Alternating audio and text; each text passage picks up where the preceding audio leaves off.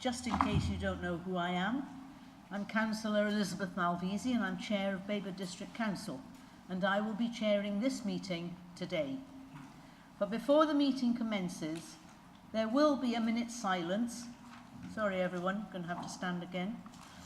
To remember our former colleagues and previous Mid-Suffolk councillors David Byrne, Peter Gould, who recently passed away. David was a councillor for Palgrave Ward between 2011 and 2023, serving on the Planning Committee, Development Control A Committee, Regulatory Committee, Joint Audit and Standards Committee and the Executive Committee as portfolio holder for Environment and Environmental Health. He was also Mid-Suffolk Cabinet Member for Planning until last year. David's gentle, courteous approach won him many friends across the council chamber and right across Suffolk. He was greatly respected.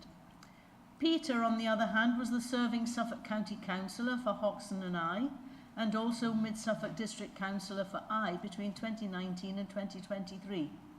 During this time on Mid-Suffolk Council, he was Cabinet Member without portfolio until January 2020, and then became Cabinet Member for Assets and Investments. He also served on Development Control B and Planning Referrals Committees. But Peter dedicated his life to local politics, including senior positions in local government across the country and as a committed public service in Suffolk. He was well known and respected in his community and achieved a great deal for those living there, including being a staunch advocate for Hartismere Hospital. On behalf of the Council, I pass on our deepest condolences to the family and friends of both men. Please be upstanding for a minute's silence.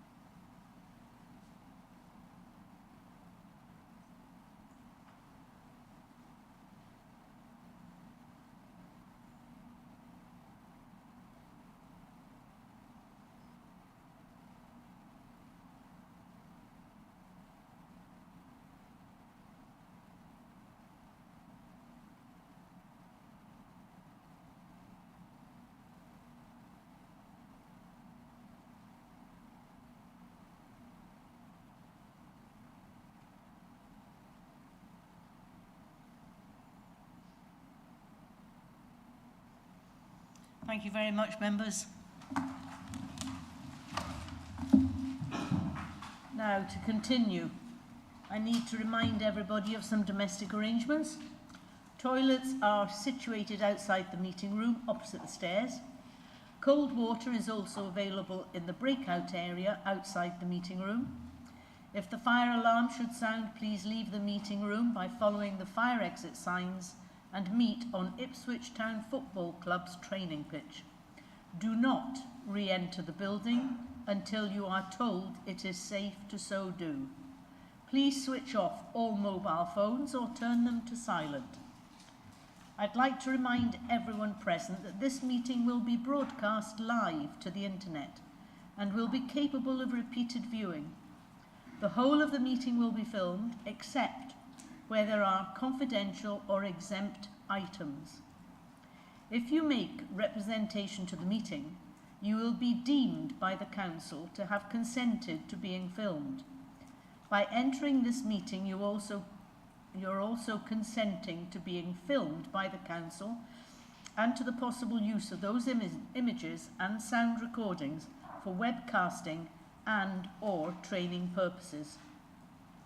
The Council, members of the public and the press may record, film, photograph or broadcast this meeting when the public and the press are not lawfully excluded. I'll now move to the agenda. Assistant Manager Governance. Do we have any apologies? Yes, thanks. Thank you, Chair. We have received apologies from Councillor Jane Carruthers, Councillor Ruth Hendry, Councillor John Ward and Councillor Lee Parker. Okay, thank you.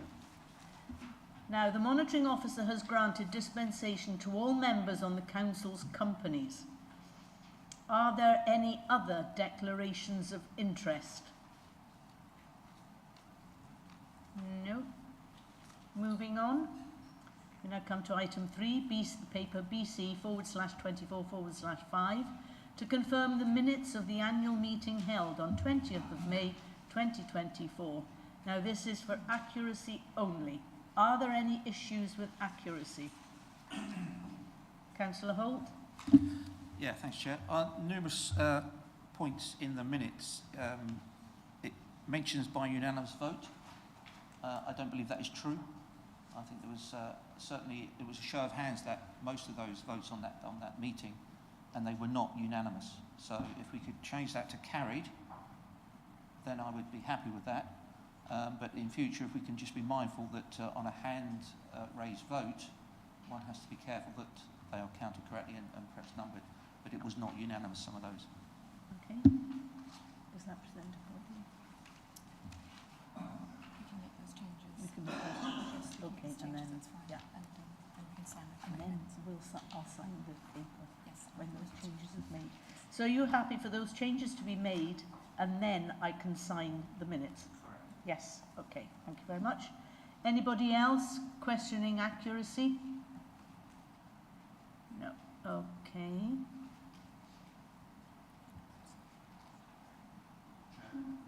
Yes, Councillor McCraw? Sorry, Chair, I just noticed agenda item 3 is headed Mid-Suffolk District Council. It's the 20th of May. Perhaps it should be Sorry, can you repeat? Sorry, I apologise. I thought my microphone was on, but I didn't know that was on. That's better. Page... now my computer's gone. Are we still on the minutes? Second set of minutes, I think. Yeah, it's just headed Mid-Suffolk District Council, that's all. Page 9, is it? Yeah. Yes. And Oh. perhaps... Page 7? Page 9. Yes, it's the top of the Page 9 is the All one right, we have okay. here. Yeah. That's what happens when we cut and paste these days. Anyone else? I missed that one because I went through it this morning. Okay. Can we electronically vote? We vote by show of hands. Yeah. It depends on After what, councillor? Would you like us to take it back to the next council Yes. meeting? Right. So what do we do now? We don't vote on that at all. We take it back to committee. So you can just make those changes and vote on it. Yeah, just vote on it. Yeah, and we do it by show of hands. Okay. I need you to vote. Oh, well, I need a proposer and a seconder, please. Don't all rush, thank you. Councillor Saw, are you proposing? And Councillor Osborne, are you seconding? Thank you. And can we have a show of hands, please, on how are you accepting the minutes? That's carried. Carried. Okay, then we move on to item 4, paper BC/24/6, announcements from the chairman and leader. I refer you to the paper for noting.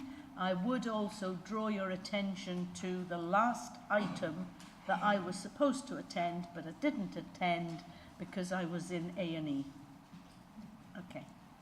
So I now hand over to Councillor Saw to make her announcements.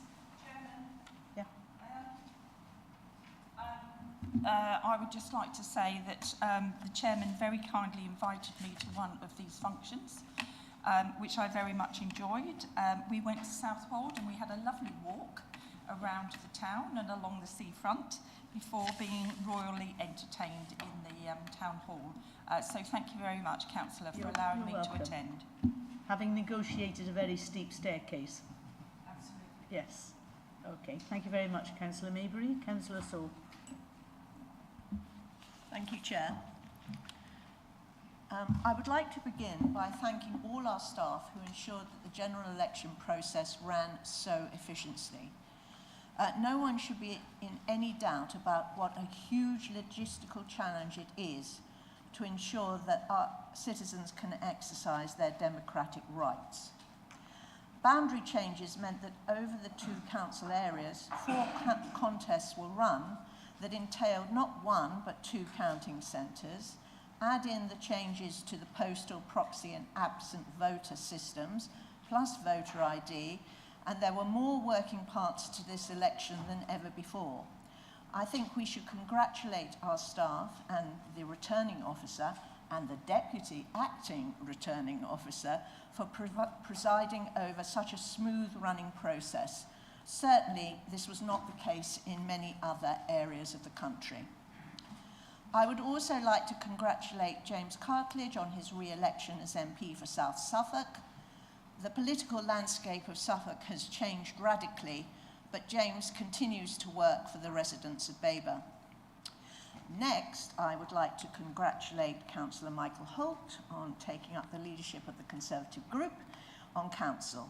We on this side of the chamber look forward to working with him, and I look forward to his forensic questioning and locking horns with him in debate.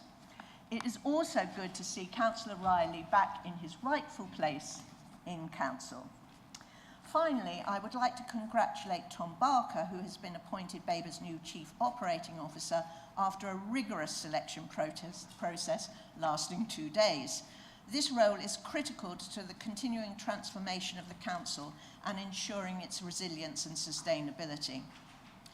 It is no secret that the relationship between councils and the previous government was rather fraught. So I was delighted to receive a recent email from the Deputy Prime Minister. Well, it wasn't just me. She wrote to every council leader in England and Wales. It was quite novel to read of her appreciation of the work we do and her promise for a fundamental reset in our relationship. Although I'm sure all of us spotted a degree of schizophrenia when she wrote about Westminster, the former government hoarding power at Westminster, widening and deepening devolution, and then promptly announcing that planning decisions would be taken at the centre. However, she also committed the government to reforms to local government and long-term funding settlements, delivering certainty to plan and provide the best possible value for money for residents. I'm sure we would all welcome that. But when will we see this new dawn? In the few weeks since the new government was sworn in, we can all see its focus is on achieving economic growth and working in collaboration with local government and the private sector.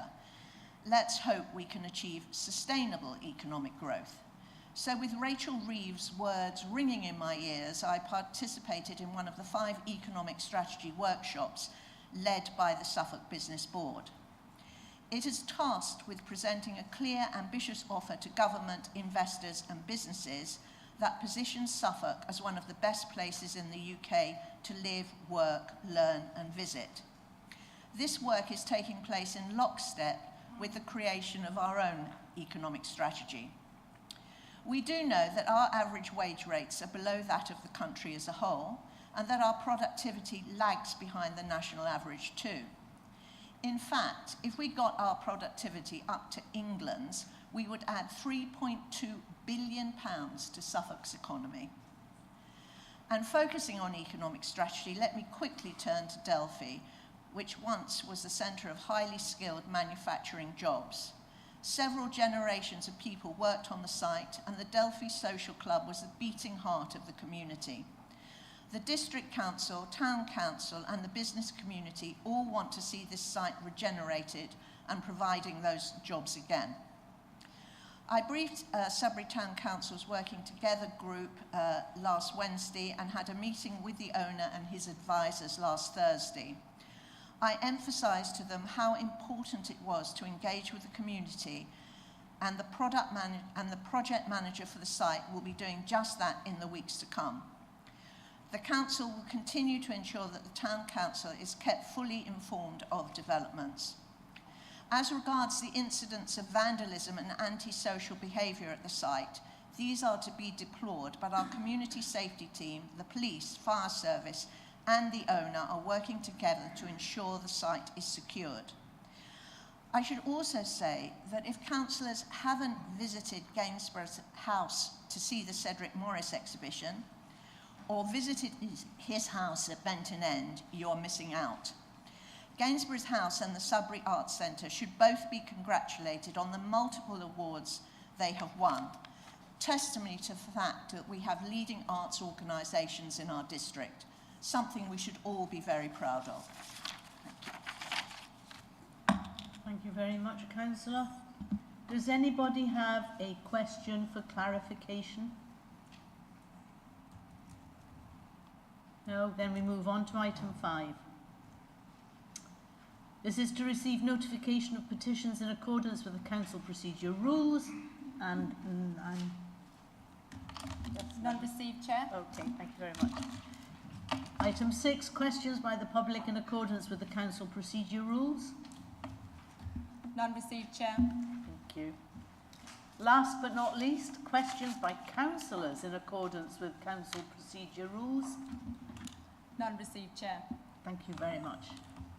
We now move on to item 8, which is paper BC/24/7, Overview and Scrutiny Committee Annual Report for 2023-2024 and Draft Work Plan for 24-25.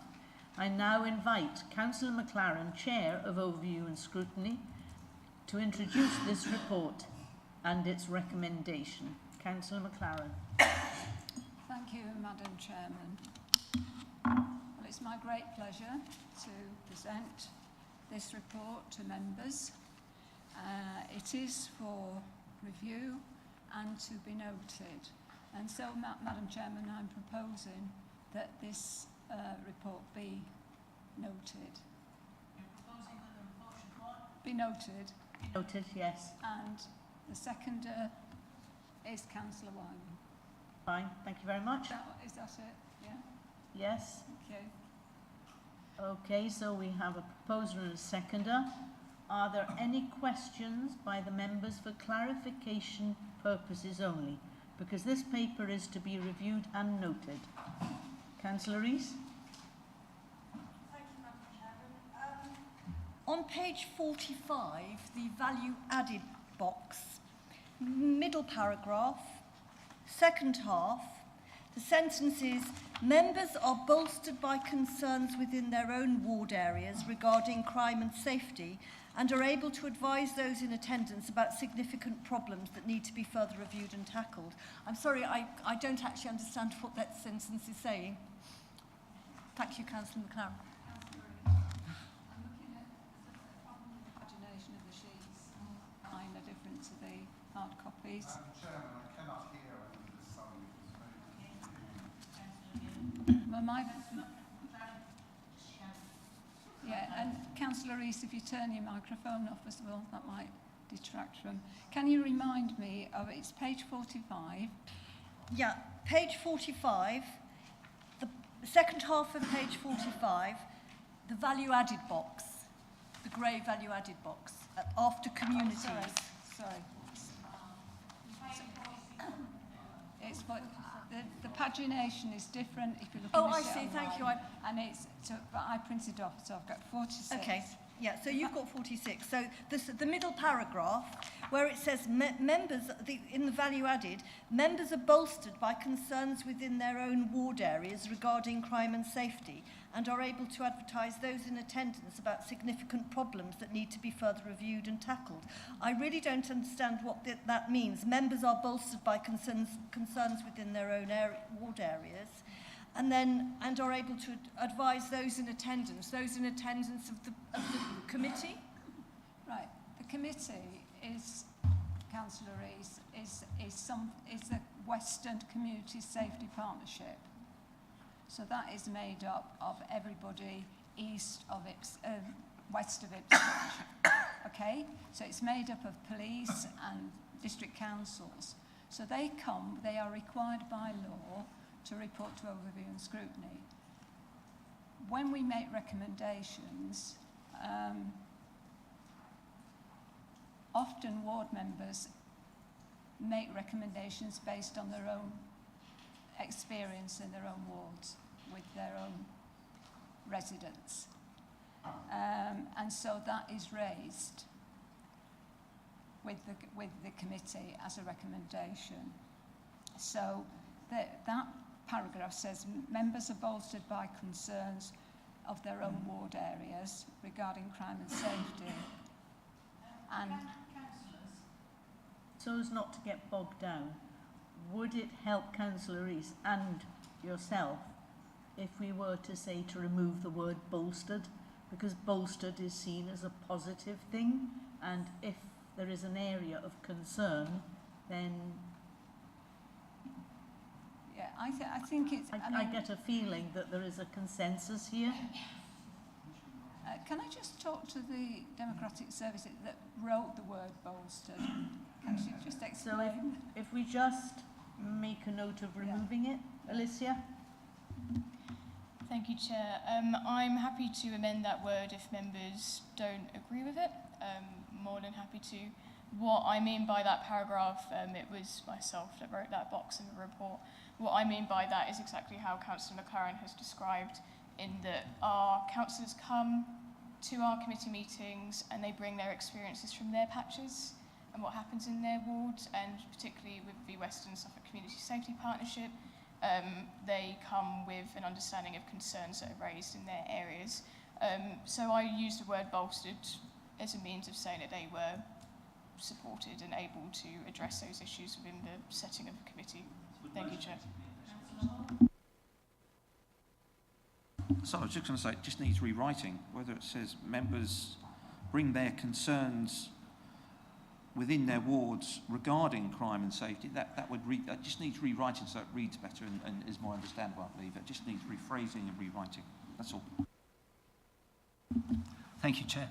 Would motivated be a better word? Motivated rather than bolstered? I think Chairman, we'll take the point, we'll take it away, amend that paragraph. I think councillors now understand what it means. We can make sure that's clearer.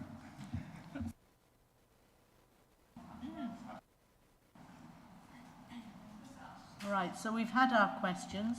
Yes, thank you. Thank you, Councillor Rees. Is that fine? Thank you. Councillor Holt, you have a question for clarification? Not really, because it's just for noting. Right, comment. I've mentioned it before, I mention it again. Alicia's aware of it, Mary's aware of it. Draft working plan, the scoping of that should be done after the annual meeting so that any new members of ONS are in place before scoping the work for the forthcoming year. So I hope, again, I've mentioned it tonight, hopefully going forward we will adopt that so that any new members elected at annual council will get the opportunity to scope the work for the following year. And one other thing, in the work plan on page 57, it's 57 on the original agenda, what it is now I don't know, I believe that ONS should scrutinise BDC Holding, the holding company. It's never, I don't think, been scrutinised. CIFCO is always scrutinised. The holding company in Babergh are never scrutinised. I think the holding company as a whole should come before the committee. It should be scrutinised and reported back to full council. We always concentrate on CIFCO, but nothing else. That was it. Thank you. Okay. Councillor McLaren, anything more to add? No, I accept Councillor Holt spoke to me about that last week, his concerns, and I fully agree with what he's suggested. Thank you, Chair. Thank you. We now move to the electronic vote.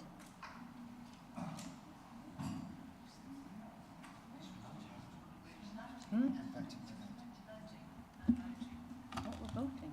Member, we are actually voting to note on this item. Thank you very much. I know it's confusing, but just for continuity, thank you. Don't blame me. I just follow the rules. Councillor Riley? May I have your vote, please? Thank you, Madam Chairman. I appreciate we asked the questions. Is there going to be a debate on this report? No, there's no debate because it's for noting only. I did mention that. I could have stayed in bed. Thank you, Madam Chairman.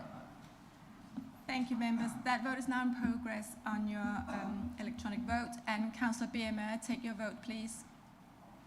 I'll vote for noting. Noting it, fine. And Councillor Riley?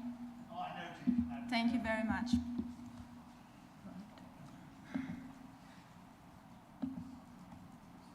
I'm getting there, I'm getting there.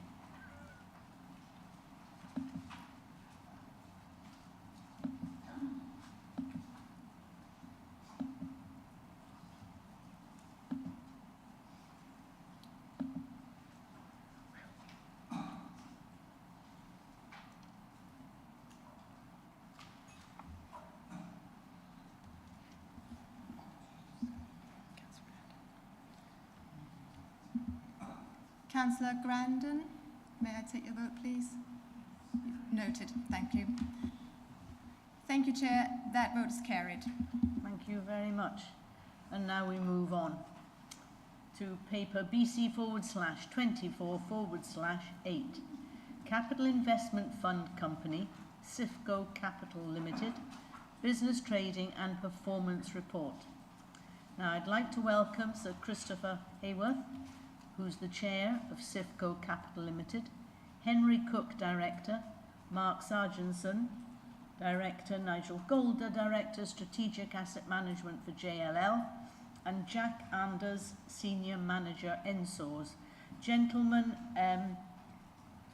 if you are going to say anything, which I hope you will, could you please introduce yourselves, because I know I'm blind as a bat, but none of us can make out your cards in front of you, so I would greatly appreciate if you could help us in that regard.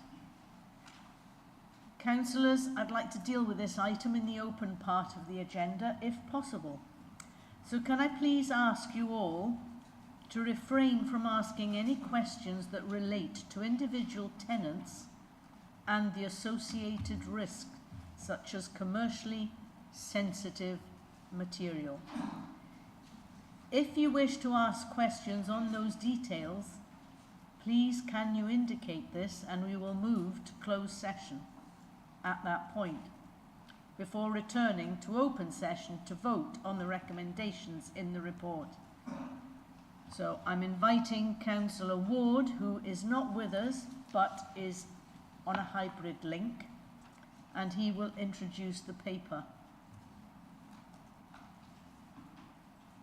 Councillor Ward, are you there? Thank you, Chair. Can you see me and hear me? Yes. You got me? Yeah? Yep. Right. Well, good evening, everyone, from my COVID isolation chamber. So, I'm pleased to introduce paper BC/24/8, the CIFCO Trading and Performance Report for 2023 to 24. And this includes the draft business plan for 24 to 25, which, subject to council approval, will form the basis of CIFCO's trading in the current financial year. Firstly, just to look at the performance summary. CIFCO has continued to experience economic pressures over the past 2 years, but due to excellent advice and support from JLL and the hard work of the board, which have both together ensured that CIFCO has a diverse portfolio of quality assets, CIFCO has proven to be resilient to the economic storms, and it has outperformed industry benchmarks. Better rent collection and equivalent yield, higher returns and lower void rates. It is also investing in the portfolio and is on course to meet the objective of having all properties at EPC C or better by 2027. Section 4.2 of the report provides a summary of the portfolio's performance for the year just ended and the previous 4 years, and you will see that despite the market, the numbers are encouraging. Income remains stable in 2023 to 24, and contracted rent of 5.76 million is 3.9% up on the previous year, another annual increase, although the net income to the councils was lower due to increased debt costs. From 2024 to 25, CIFCO will be making full debt repayments to the councils. The portfolio value has stabilised, only falling by 0.89% during the year, which is a reflection of the better economic climate. CPI is back to 2%, and interest rates should start to come down soon.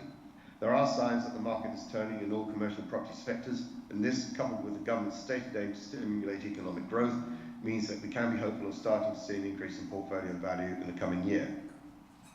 Section 5 of the report contains the 2023 to 24 KPIs and the actual performance achieved against these, and also the new KPIs for 2024 to 25. Section 8 of the report shows the total income received by the council since CIFCO started trading, and also shows the current borrowing position for the councils. There are a couple of errors in this section.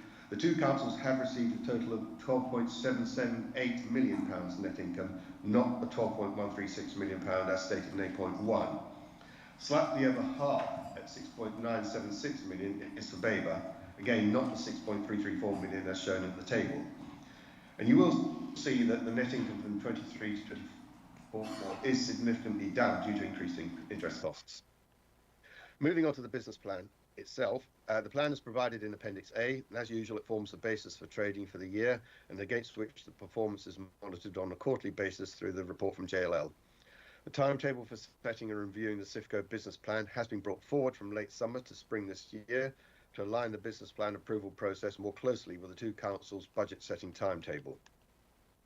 The key strategic objectives of the plan are to continue to maintain the long-term financial stability of the portfolio, reduce and mitigate voids, improve EDC ratings, manage portfolio risk, and to have long-term capital investment strategy to enhance the portfolio's value and income. The capital strategy outlined in the business plan includes the sale of selected assets in the medium term, but will rely on the creation of a sinking fund from income in the long term. The business plan appended to the public report does have some redacted pages, property-specific portfolio valuation and yield data, and other commercially sensitive data relating to individual properties. And the confidential version of the business plan is in Appendix D, and it does contain the information that's been redacted from the public version. You also have the minutes in Appendix C of May's Joint Overview and Scrutiny Committee meeting that considered the draft performance report and business plan, and its recommendations are listed in paragraph 88.19. Now, the Chair has introduced our guests from CIFCO Board and JLL and NSORS, and these, along with Emily, are with us this evening to answer any of your questions that I can't answer. But I'd like to finish by thanking Emily and the non-executive directors on the CIFCO board for their time and efforts, and to thank JLL for their excellent advice and comprehensive information they provide in board meetings. CIFCO appears to have weathered the storm, as I said, of the past 2 years, and I'm sure that not only will income continue to be delivered to our councils, but we will also see valuations increase across all commercial sectors. The key theme, as articulated in the business plan, is cautious confidence.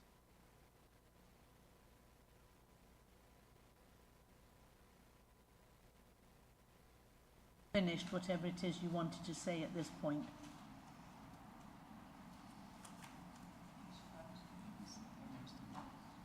Can you hear me? Is that to me? Yeah, Councillor Ward? Is that you? Can you repeat that, please? I didn't hear it. It didn't come through. Have you said all you wanted to say at this point? I have. Right. Thank you. Okay. Now then, I need a proposal, and because Councillor Ward is not present in the chamber, Councillor Busby is proposing, and a seconder is Councillor Saw. Thank you. We will now move to questions. However, I reiterate, you can ask as many questions as you wish. However, they must be relevant to the subject under discussion and must be a question and must not be of a personal or commercial nature. Otherwise, we move to vote and move into closed session. Okay, Councillor Maybury, you've had your hand up. Yes, thank you, Chairman. I was trying to attract your attention earlier because I wonder whether perhaps Arthur could point me in the direction of when we changed the rules. I queried this several times last year, and I was informed that officers could appear online in digital mode, but councillors could not. Because if we could all do this from home, I would like to be one of those that does it from home. I know you're going to say he's not well. I think it would probably cover more of us, and I'm sure my colleague, Councillor Riley, would agree with me. But I've queried this before, and I was told councillors cannot appear on screen, but officers could.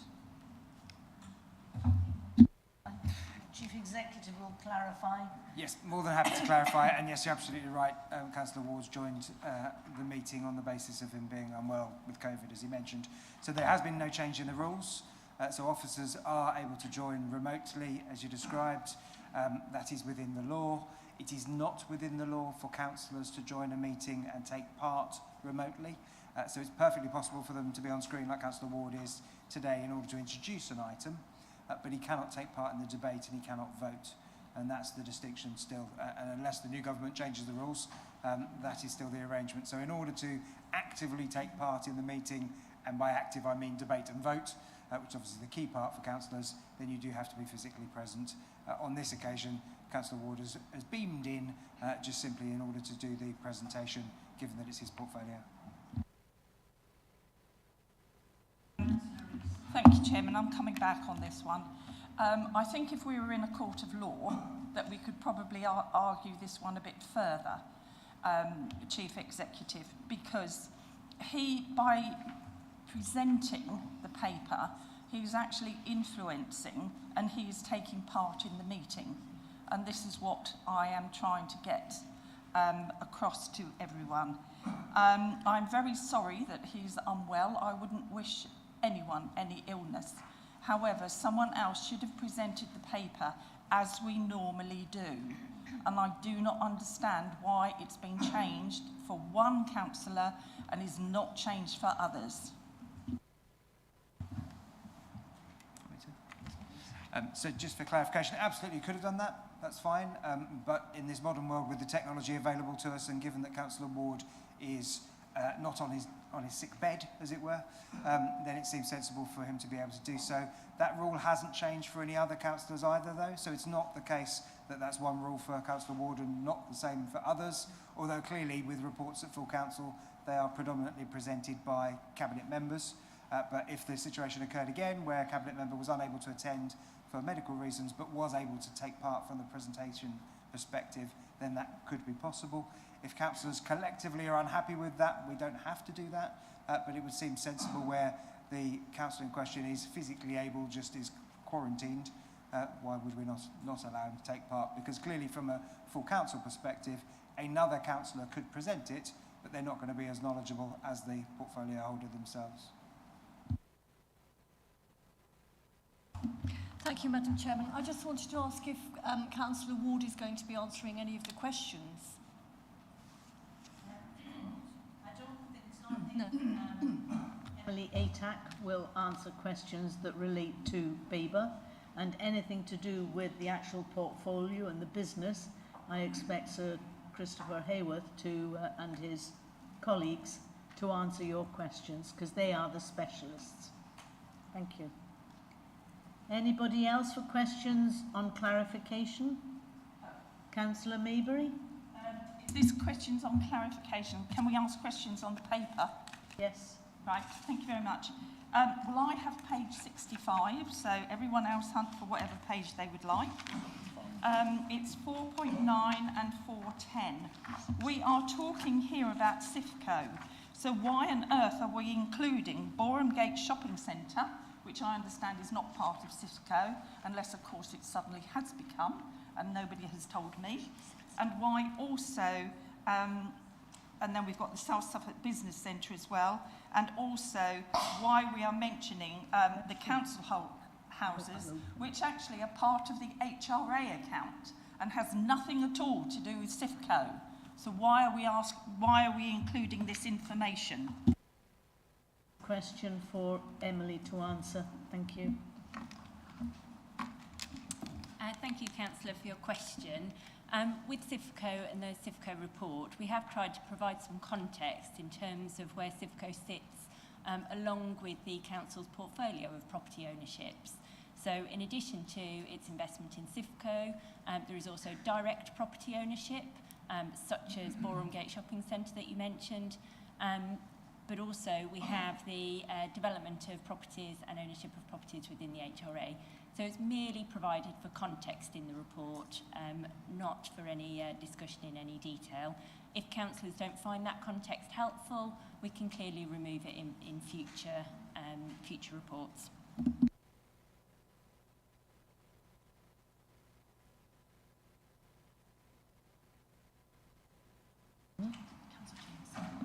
Councillor Jameson. Thank you, Chair. If I understand in the report correctly, it looks like the total value of the assets has been going down year on year. Now, I know you say this is down to interest rates, but with the state of the uncertainty of the world at the moment, we don't know, you can't guarantee interest rates are going to go down. You said that last year, if I remember rightly. Now, you also say that you're likely to sell some properties. Now, I assume they will be our better assets if you're going to sell them. What is the chance that we're going to end up with 10, 11 properties that are losing value as we are at the moment?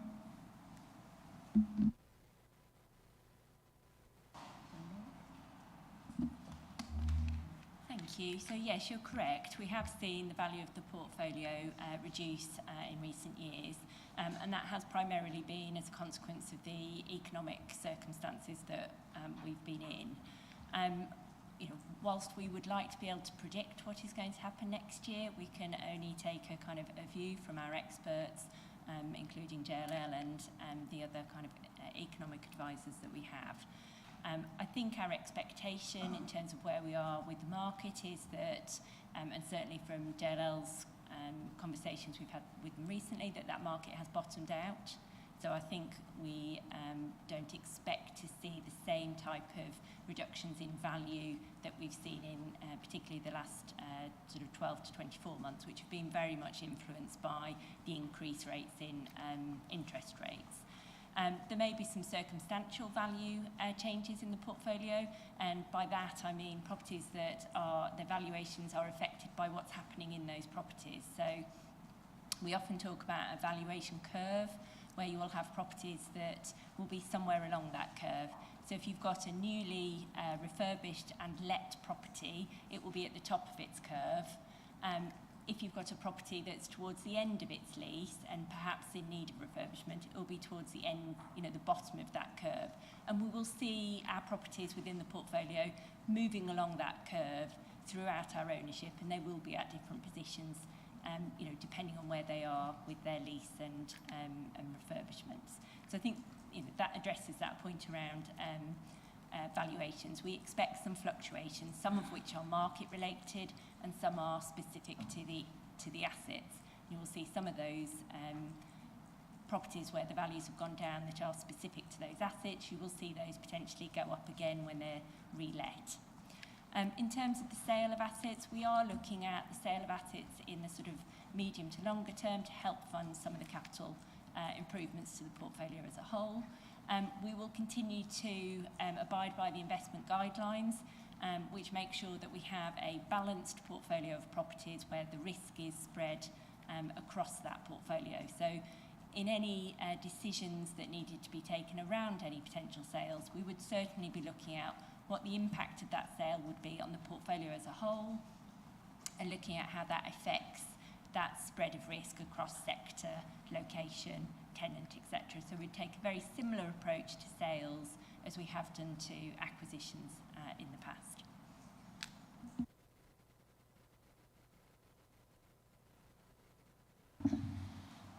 Yeah, following on from Councillor Jameson, really. Looking at page 87 of my agenda, sorry, it's an old one. There does appear to be repeat offenders on this list of evaluations. Could members perhaps have a report of what, over the duration of CIFCO, some of these properties that we purchased have lost? Because they keep coming up, I believe, year in, year out, of more and more losses, and I think we all would appreciate to know from its inception what actual values we're talking about. We see it on a yearly basis, but over the duration of the business plan, can we have a report to show individual properties as to what we paid for them and what they are now, not what they were last year and now?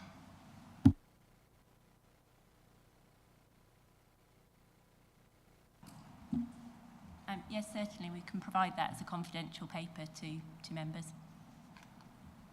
Thank you. Anyone else? Or we now move to debate. Councillor Holt. Another question. It relates to the CIFCO debt of £850,000, which obviously put extra pressure on the council's budget.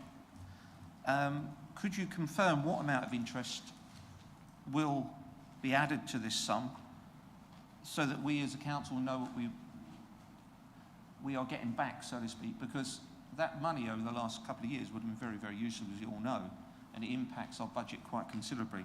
So are we going to be getting a fair amount of interest? And could you share that with us, perhaps not in this open session, but at some point in the future?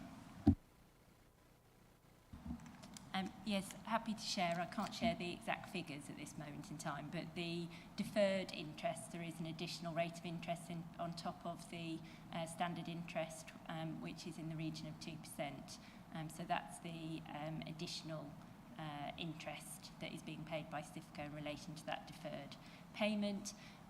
The intention is for CIFCO to start repaying that deferred interest over a period of 10 years, so that that's paid in kind of instalments effectively over the next 10 years. Councillor Holt, are you asking a question or are you moving to debate? Question. Thank you. We asked... Is this your last question, just as an yet. indication? Don't know yet. We'll see. Some members asked back in the February meeting for a briefing stroke training on Treasury management, which include the MRP. Because back in the full council meeting, I think it might have been Councillor McCraw, also mentioned about training in relation to MRP. I'm not sure if he does remember, but I'm sure it was him. It's just that members, I feel, read the Treasury management side of things. We get presented a budget each year, and we're expected to forensically go through it. And personally, I feel that all members should have extra training so that it enables us to better understand the budget as it comes forward. And I just feel that it's something that I asked for. If it wasn't Councillor McCraw, forgive me. But it's certainly something that I asked for back in February, and I feel as though it should be done as a council. If you want us members to really understand and forensically go through these budget papers, I think we do need that extra training. So perhaps that's not directly for CIFCO, but I think it does relate to them, because the MRP, again, was an impact during the budget. It was, again, a lump sum of money that we were going to have to put in the budget to compensate and cater for that. I understand now from Emily that has been removed, but obviously our budget included it, and now it doesn't. So I don't know what's happened to that money in the forecast, but that's a question. Thank you. Councillor McCraw, are you asking a question for clarification? I'm just looking for a point of clarification because, yes, I recall vaguely talking about the minimum revenue provision, which is what I believe Councillor Holt is referring to. I don't see what that has to do with CIFCO's business plan or the report that we're noting. They are separate issues, so perhaps that could be brought up elsewhere, Councillor Holt. Sorry, Chair, if I can come back, page 78.11, it specifically mentions it, so if it's not to do with it, I don't know what it's in there for.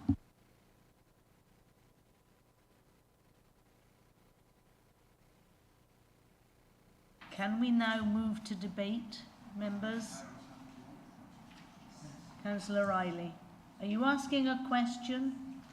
I am, Madam Chairman. And is it only one question? Shall we only one question?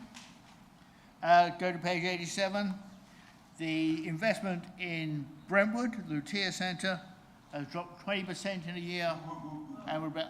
Excuse me, we have to move to closed session. It's in the white pages. No, you've committed the cardinal sin. You've referred, you've identified. I apologise. I withdraw my statement.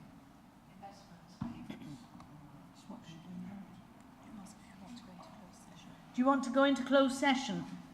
So you can ask that question.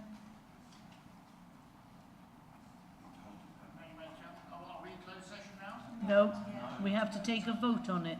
I propose we go to closed session. You're proposing to go to closed session. Can I have a seconder? Councillor Holt. So that's Councillor Riley proposing Councillor Holt.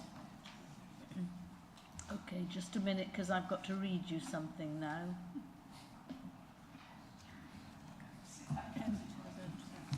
Okay, can we have the vote, please? And it will be an electronic vote? Show of hands. Show of hands, please.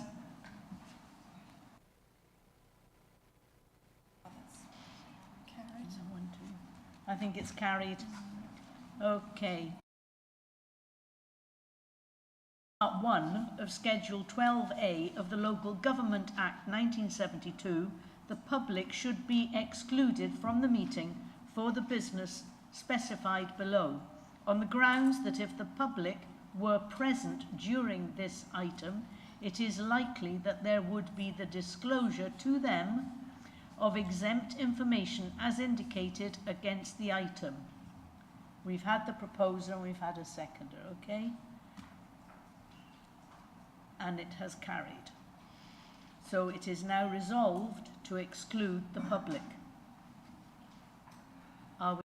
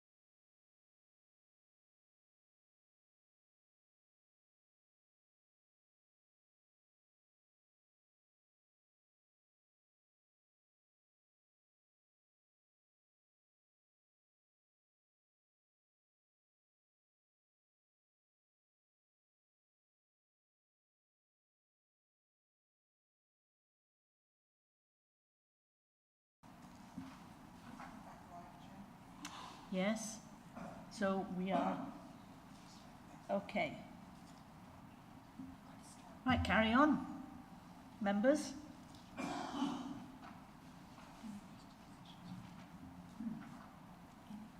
Councillor? Page 88, it refers to an outlook cash flow forecast, particularly interested in 26-27, 27-28. Compared to 24-25, the forecast is approximately just over £1 million down, and in 27-28, it only rises slightly. The question really, this looks quite bleak, and what impact will these forecasts have for the council's income for the years 26-27, 27-28? This has been forecast for some time, so what provisions have we put in place to mitigate this?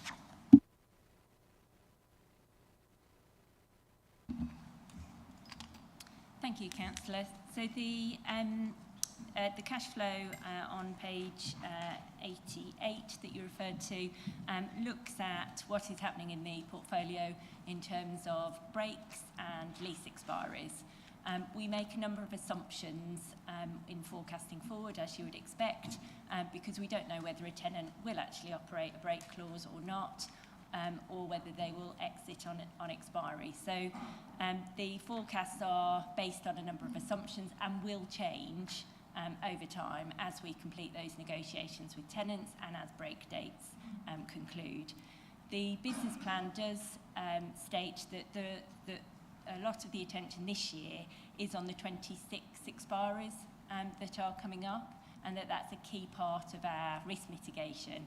So we are already engaging with those tenants who have lease expiries in 2026 and looking to negotiate new leases or looking at strategies for if those leases are not going to be renewed.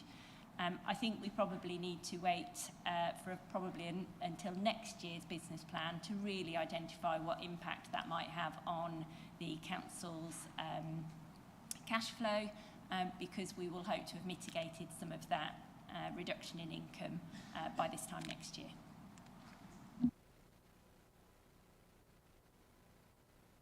No, I wish to ask a question, Chair, if I may. I think primarily for Emily, but of course for Sir Christopher Howarth or any of the other directors might be able to fill me in on this. But I think it just is important to establish that has CIFCO, throughout its lifetime, continued to provide an income for this council? Because that was the purpose for which it was set up.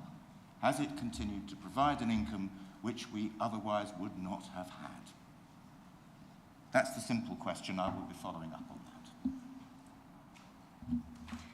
Thank you, Councillor. Yes, CIFCO continues to provide an income to Babergh District Council, and so it continues to be a useful source of income to help deliver services across the council. Thank you. And if I may follow up, Chair? Yes, you may, and then Councillor Holt. Is it reasonable to assume, given all things and everything being equal, as far as it is possible to judge the future, that it is likely to continue to provide an income which we would not otherwise have had?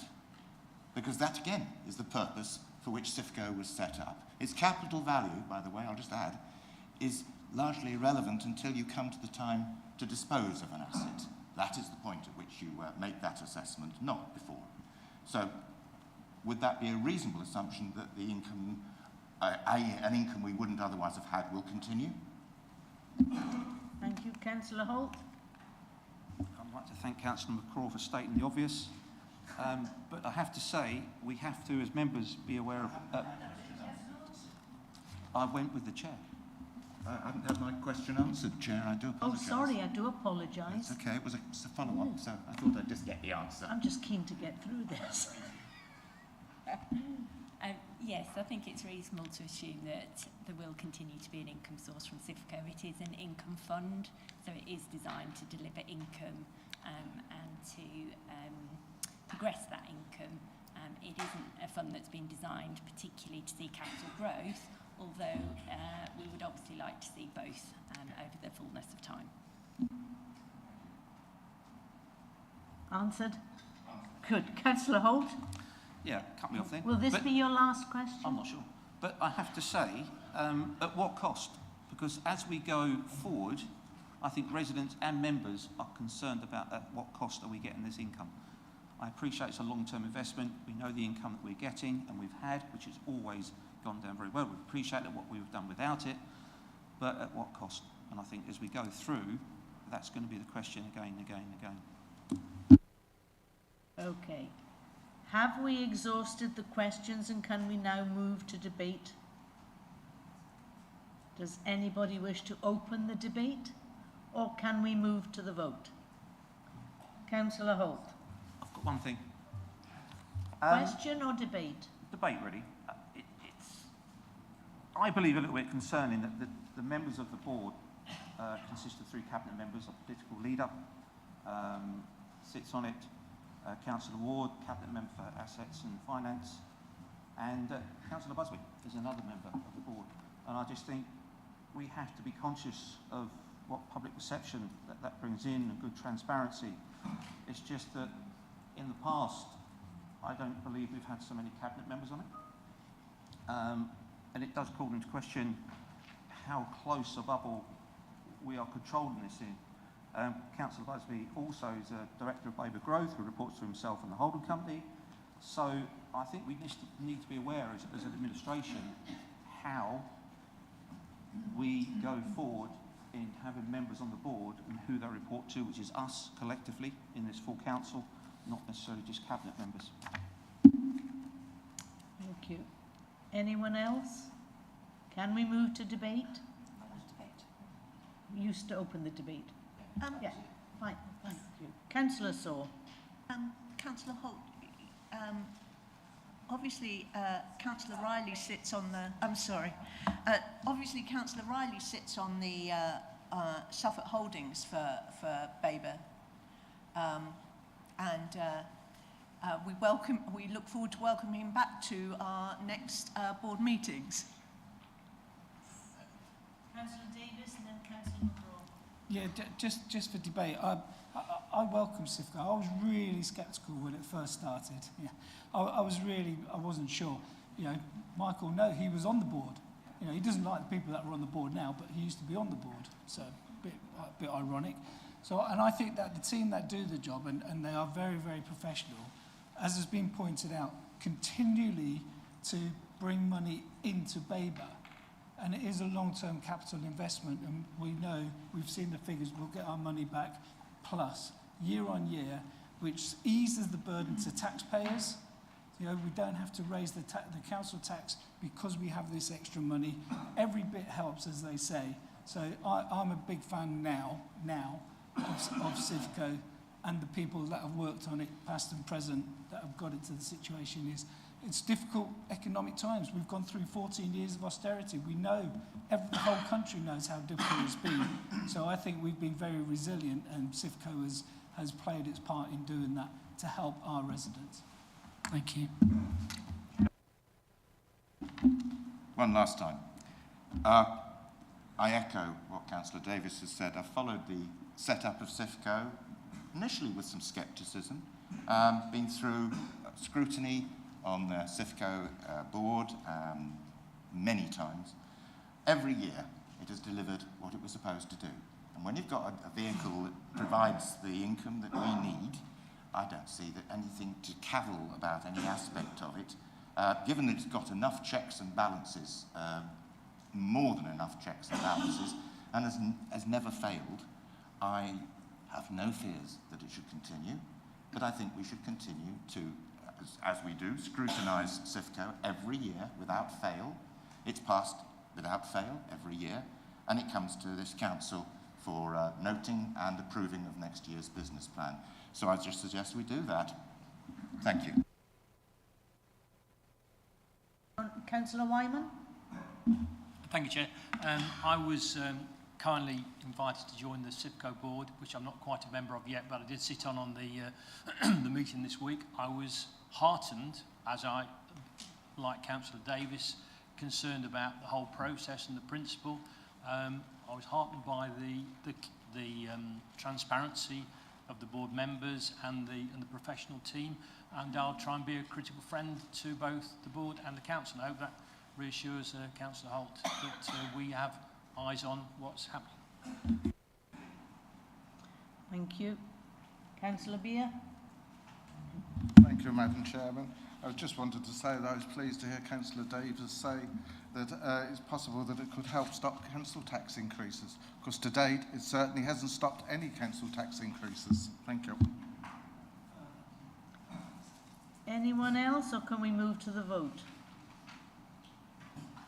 Okay, and to remind members, you are voting that Council notes CIFCO Capital Limited trading activity and performance for the year to 31st of March 2024, and then 3.2, that Council approves CIFCO Capital Limited 2024-25 business plan for adoption by CIFCO Capital Limited. Now please go to ModGov and place your vote. Thank you, Chair. Members, that vote is now in progress.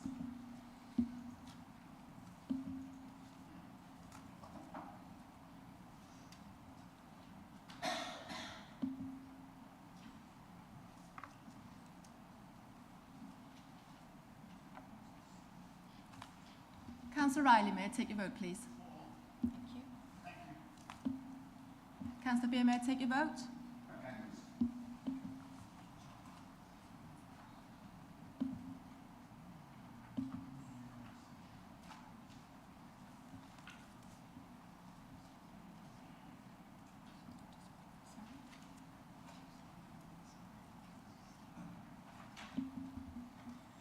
Councillor Newman. Moving here.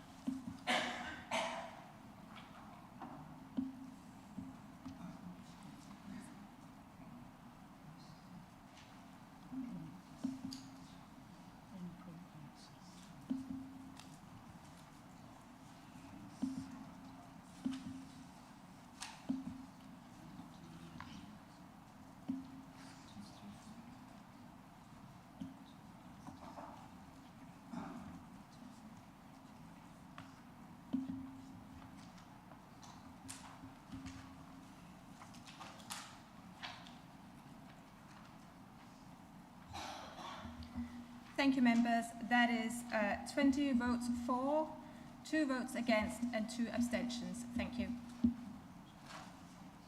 So it's carried. So, it's carried. Right. Moving on. I'd like to invite Councillor McCraw to introduce paper BC/24/9 and to move the recommendation in the report. The recommendation is to note the Babergh State of the District Report 2024. Councillor McCraw. Thank you, Chair. I'm very pleased to introduce BC 24/9, Babergh State of the District Report.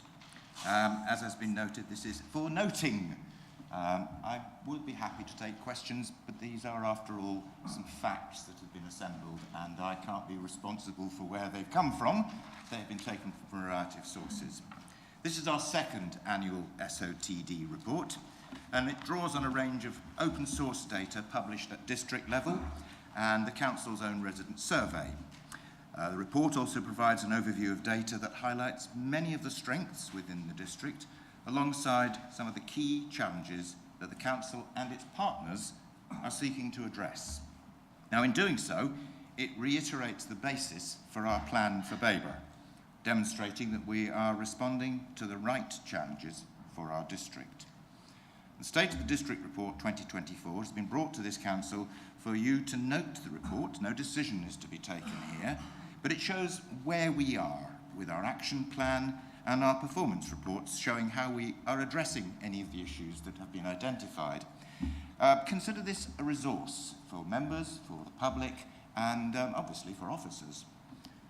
The report's organised into 4 main sections. There's an introductory overview of the district in terms of its setting, its residents and business population, followed by chapters on climate change and the environment, community strength and well-being, resilience spanning qualifications, earnings and income, housing ownership, affordability, poverty and homelessness. A 2-page summary is also included up front. Now, the report draws on the latest available published data with a number of new data sources added since last year's report to ensure fresh content. Some repeat data, obviously, from last year's report has been included, where A, it provides some important context to the overall narrative, and or two, where refreshed data is not yet available, particularly for a key measure. Where appropriate, time series data has been included throughout the report so that you can get an idea of longer-term trends. And where possible, we've included additional data based upon requests received at Council last year, and these particularly related to educational attainment and GP access. If I go to the headline findings, we are a predominantly rural district. We are in the least deprived third of local authority areas in England, and we have an older than average population. Babergh sees higher than average levels of home and car ownership, life expectancy, personal well-being, local area satisfaction and pride, and volunteering. At the same time, though, a range of challenges are evident, many of which are shared at the county, regional or national level. They include decarbonising transport, domestic, industry and agricultural sectors, the physical proximity of local services and employment centres, business growth, adult qualifications and workplace-based earnings, housing affordability and rental cost inflation. Poverty and inequalities are also a problem. Despite lower prevalence than in many other local authority areas, they do exist. So the next steps, the State of the District report is there, as I say, a key resource for councillors, officers, stakeholders, and it forms part of our evidence base informing our strategic plan and actions. As such, we once again intend to publish the State of the District report on the Council's website. That'll be taking place later this month or in early August. And I have today asked that all members receive a PDF copy of the State of the District report, and also that a copy should be sent to every parish council within Babergh. Town councils as well, I'm sorry. Town and parish councils within Babergh District. I take questions, but obviously there's a lot in there that I wouldn't be able to answer directly because it's somebody else's figures. Thank you. I'd ask for a seconder, though, to support the proposal. I do need a seconder, Councillor Macron. Yeah. Thank you, that's fine.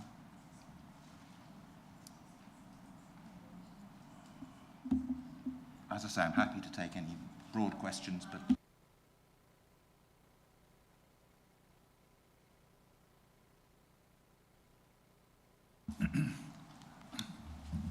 Thank you, Councillor McCraw. It's quite a good report. It's a very good report. There's a couple of questions that you may or may not be able to answer.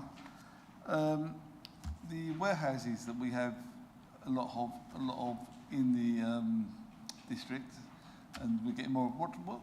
Firstly, what business sector do they come under? Do they come under? And the other question is the perceptions of people living in the district is quite good. And I just wondered if that area could have a breakdown of that by wall, perhaps. So perhaps I should have been clearer when I said I was happy to answer any questions. I meant on the assembly of the report itself, not on individual details of content. However, I'm sure officers can look into that and answer the question by email, and at least if we get some indication of what exactly it is you're looking for. So if you'd like to contact the officers concerned, or just give me a note and we'll have a look at that for you. But when it comes to the individual details, this data is from all over the place, and I can't answer every point on it, but I can help you with how this was put together. Okay?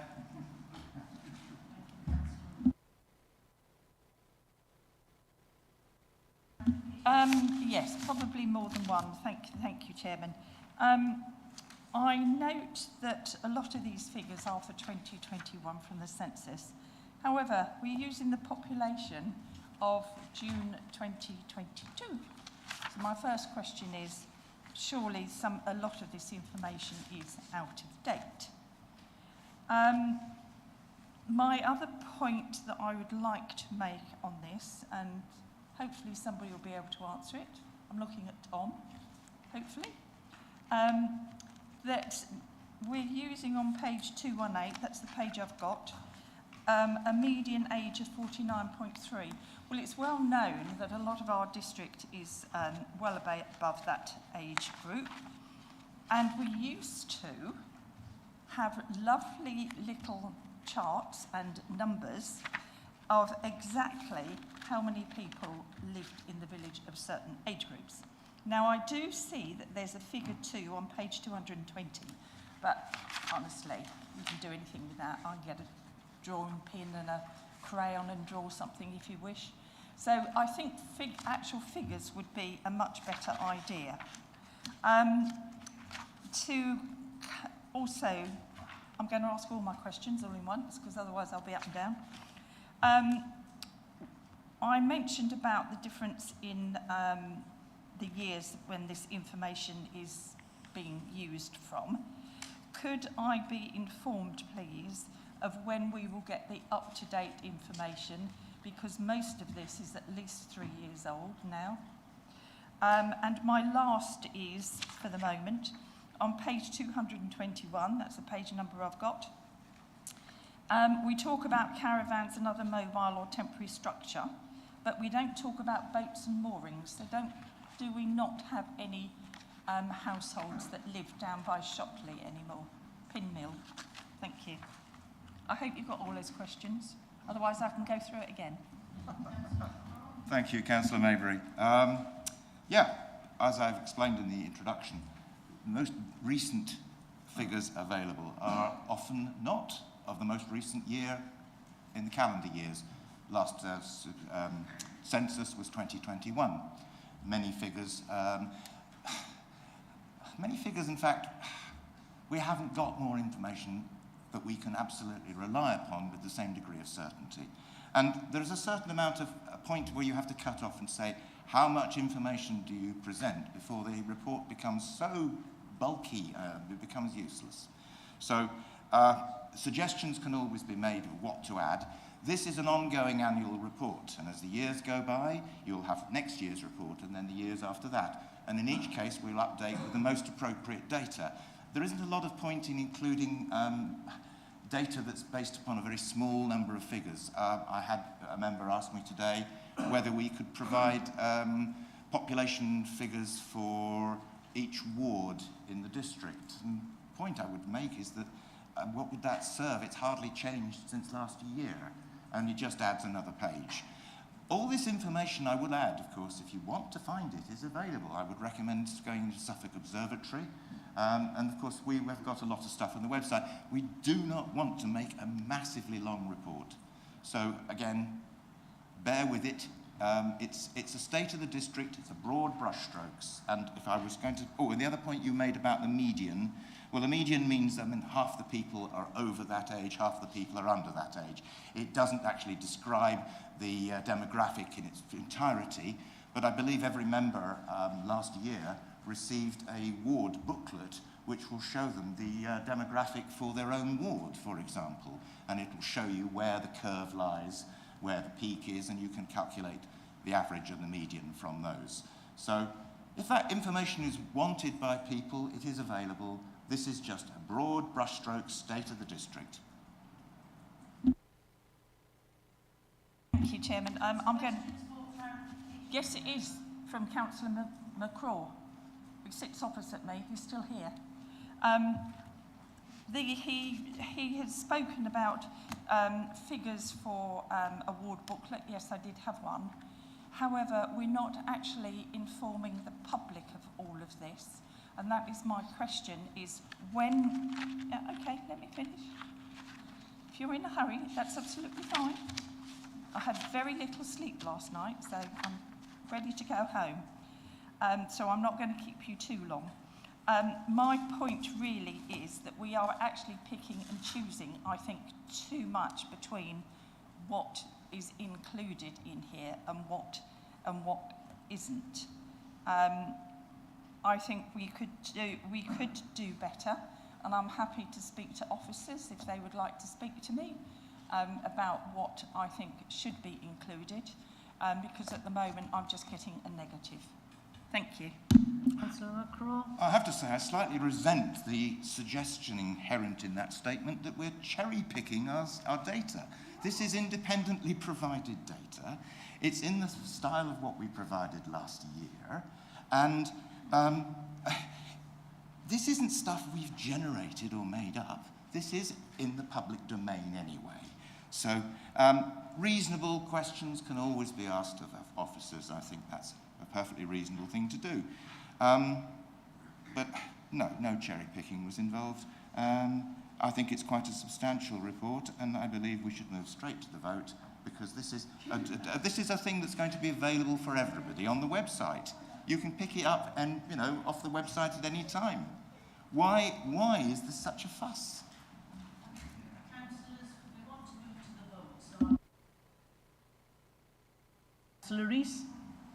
Thank you, Madam Chairman. I just wanted to say to Councillor McCraw, I don't think that Councillor Maybury was implying that you were cherry-picked, it's been cherry-picked, but that it's how useful some of the information is, especially in the way it's presented. And so I don't think resentment is called for. Thank you, Madam Chairman. Madam Chairman, Councillor McGraw, can I just take you page 226, which is total greenhouse emissions for Babergh. As you probably know, we have a 2030... Are you going to ask a question? Or are you I am. I'm poised.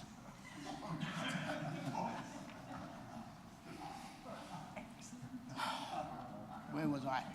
We have a net zero target for 2030. It would be nice to see how we're going to get there. But my real question is this: would you not agree that ONS should look at the cost of getting into the 2030 targets? That may well be the case, but it's not something I'm dealing with here. I'm dealing with the state of the district report, a snapshot as it is now, and if we are going to debate another matter, this isn't the time.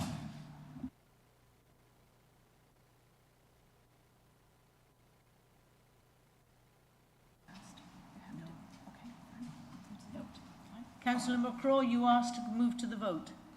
Yes, please, Chair. Okay. So as the proposer of a report that is to be noted only, Thank you, Chair. That vote is now in progress, electronic vote. you. Thank you.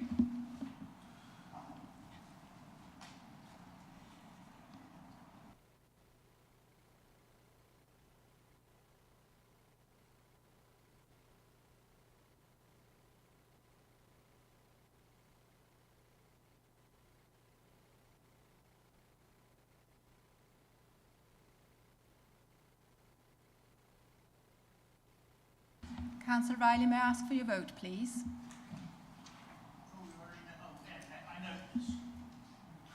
Four. No. Councillor Beer, 4 as well, thank you. No.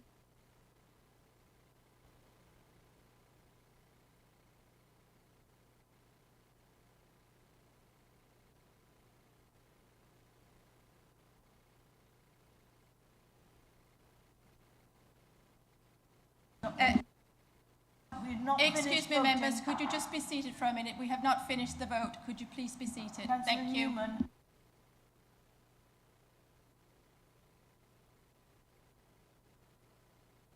Well, you may have Councillor done it, but Maybury, may I take your vote, please? Thank you. Noted. Yeah, thank you. It's not working well. So that's 20 votes for. Thank you, members. That is 24 votes for, so that's carried. And now we will take a comfort break for 5 minutes. Thank you.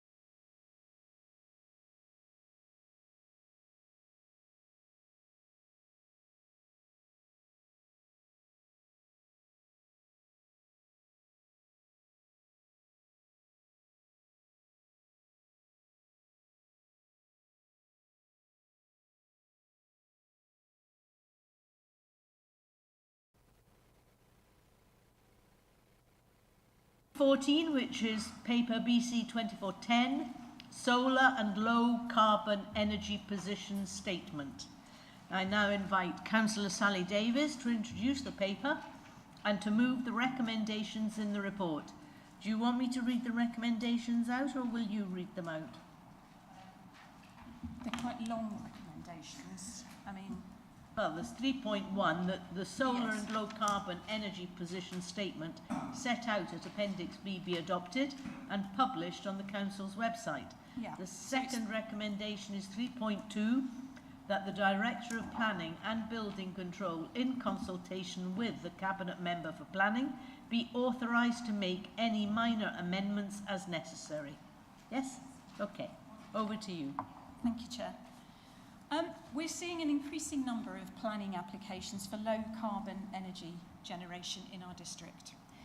This trend is bound to continue now that the new government has pledged to increase the production of renewable energy and to press ahead with large infrastructure projects to support this aim. In the last week, we've seen 3 large solar farms given planning permission by the new Environment Secretary, including one on the borders of Suffolk. The Labour government says it wants to put more solar panels on roofs. Well, if only all solar panels were on roofs, but that's not going to happen. We must accept that East Anglia and our district should play its part in the transition from fossil fuels to renewable energy. The UK must have more renewable energy, but we must also improve our food security, and we need high-quality agricultural land to deliver that. We want to protect our heritage and landscape, and we want to work with our communities. Balancing all these things is difficult, and it's for this reason we've produced this position statement. We know that our planning decisions will be guided by our development plan policy set out in policy LP25 of our joint local plan, part 1. But we also know that the new government expects to change planning regulations and its national planning policy. We have to be alive to this and ensure that when any consultation on those changes of regulations or national policy revisions come forward, we can speak with confidence of our Council's committed approach to low carbon and renewable energy schemes, but also speak of our expectations on behalf of our communities in plain English. We don't yet have a supplementary planning document to support policy LP25, so this position statement will form a material consideration when planning decisions are made. This statement will help provide reassurance to our communities that we'll do our best to protect our landscapes and quality agricultural land, and that we will endeavour to secure benefits from or renewable energy. With this statement behind us, we can have confidence to seek meaningful community energy schemes or financial benefits for our communities. But we must also accept that we need more renewable energy. We want to use this statement to tell developers of renewable energy schemes what we expect from them, that we expect them to engage with our communities early in the process and to do so effectively, that we expect them to minimise harm to the landscape and to our heritage. Too often in the past we've seen bitter battles over these developments, both in our district and beyond. This is what we're trying to avoid. We must rise to the challenge and play our part in the transition to low carbon, but not at any price and not without fair consideration of the things that make our district great. This position statement will help lay out that marker. We'll inevitably be asking our communities to acknowledge the difficulties we all face as a district and to help us find the best way through these challenging times to ensure a clean, zero carbon future. So I ask Council to accept the recommendations in paragraphs 3.1 and 3.2 of this position statement. Thank you. Thank you, Councillor Davis. Could I have a seconder, please? Councillor Dowling. We'll now move to questions for clarification. Any questions, please? Councillor Holt. Thank you for that. I think you've touched on it, to be honest, Councillor Davis. I put here, how can we come to this decision today when the new government seem to, with what they're saying, have almost detracted from the report? I mean, would it be better to wait till we get some final details from government about what their intentions are? They've given sort of a blanket approach to it at the moment. On face value, it appears that everyone, or everywhere, is open for development, and food sustainability is not a concern. That's the sort of message that's coming out of government at the moment that I'm taking from what they're saying. And also, we've got to be very conscious about protecting our heritage. I'm just concerned. I appreciate planning consideration, but does it carry any weight in a planning decision, in a planning committee? I think we need something, but I'm just not quite sure whether this is the right time to be doing it with what's happened over the last few weeks. Yeah, probably, but I'll ask a question in a minute. Ask the question after the debate. I just think we need to concentrate on our landscape, and I'd like to have seen more about landscape in here. I know Suffolk County Council have a landscaping map of the county where they pick out the rolling historic landscape, the hills. They break it down in quite a few compartments and categories, and yet there's nothing in here really narrowing down our landscape and the beautiful countryside that we have. I'd like to have seen more detail. A question for Councillor Davis. Could we have a report that has more detail of our beautiful heritage, our beautiful landscape, so that we can ensure that we protect it? Because at the moment, I feel that people can read this, but it carries no weight, and I'm a little bit concerned that the public may be being taken down the wrong road. In answer to the question, would it be better to wait? I think not. We've not got a supplementary planning document yet, and we're probably not going to have that until later on this year. And this stuff is going to start coming at us now. So I do think now is the right time. I do think it's worth doing because it will be a material consideration along with all the other material considerations. To be frank, we're in a difficult position because we are constrained by what central government legislation says. All we can do is our best, and that is what we're doing here. I think there's ample detail in here about landscape. I mean, we all know that the landscape is so important to everybody here, and I think we've stressed that enough. I also think it's a good time to do it.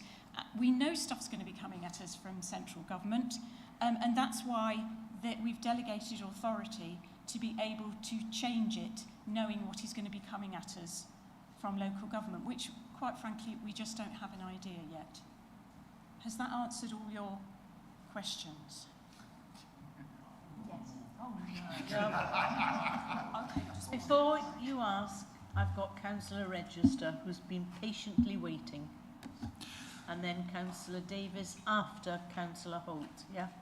In a similar vein to Councillor Holt's comments about the new government, how would changes to the new government's approach to solar and specifically onshore wind affect this position statement?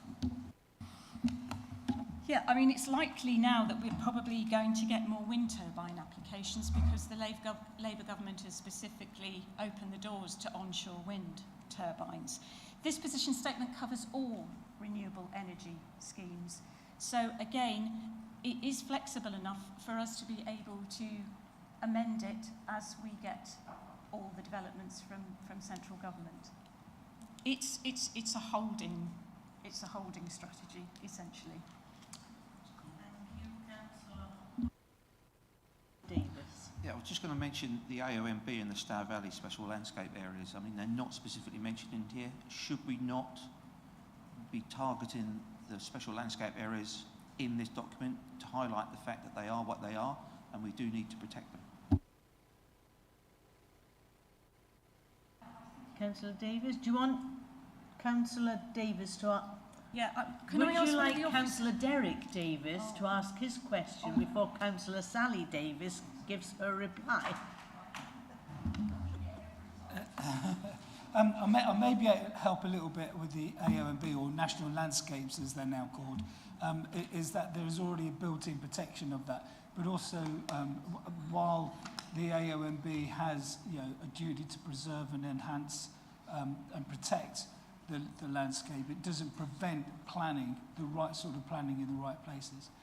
My question is basically, did I hear you correct, Councillor Davies, in saying that if somebody wanted to put solar panels on a roof, although that's not necessarily in the MPPF or in our joint local plan, this will be a material consideration that officers that are delegated these decisions and the planning committee can use, and it will help them make that positive decision, hopefully.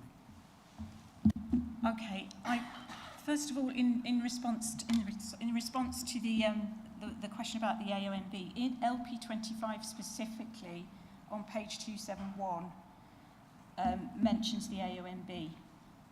So that's already covered in the policy. Secondly, I'm going to refer to the officers about your question about solar panels on roofs. Is that okay? Being a material consideration.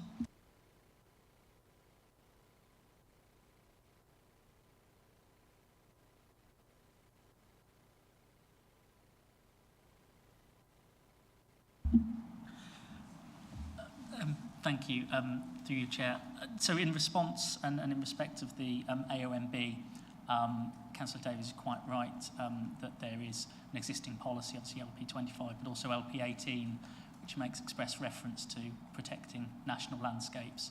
And in addition, further protection for the project areas, which extend beyond the actual AONB designation itself.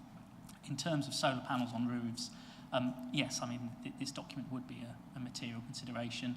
The amount of weight that one gives to that consideration is for the decision taker, but clearly if there is a desire to support that type of development, then it's to be taken into account and weighed up in any planning balance.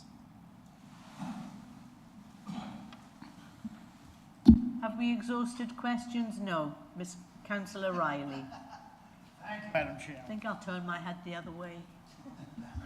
Just very quick question. On page 267, we reiterate that we have a 2030 target for being carbon neutral. Is it not time to review this target and make it 2035 in line with other authorities in England?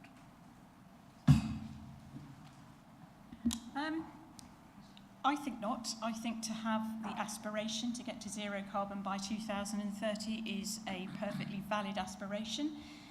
There's no doubt that it's going to be very difficult to reach, particularly since we've had so many years of a government that has been so tardy in coming forward with plans to get to net zero. So we've been running uphill, but I still think it's an aspiration that we should work towards.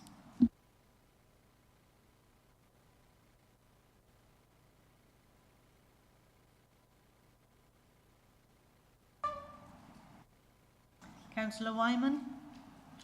Thank you, Chair. I'd like to congratulate Councillor Sally Davies for this proactive statement, because that will aid everyone, both our officers along with the planning committee, in making well-informed decisions as we go forward into the future. And I think it's a really proactive and sensible thing to do.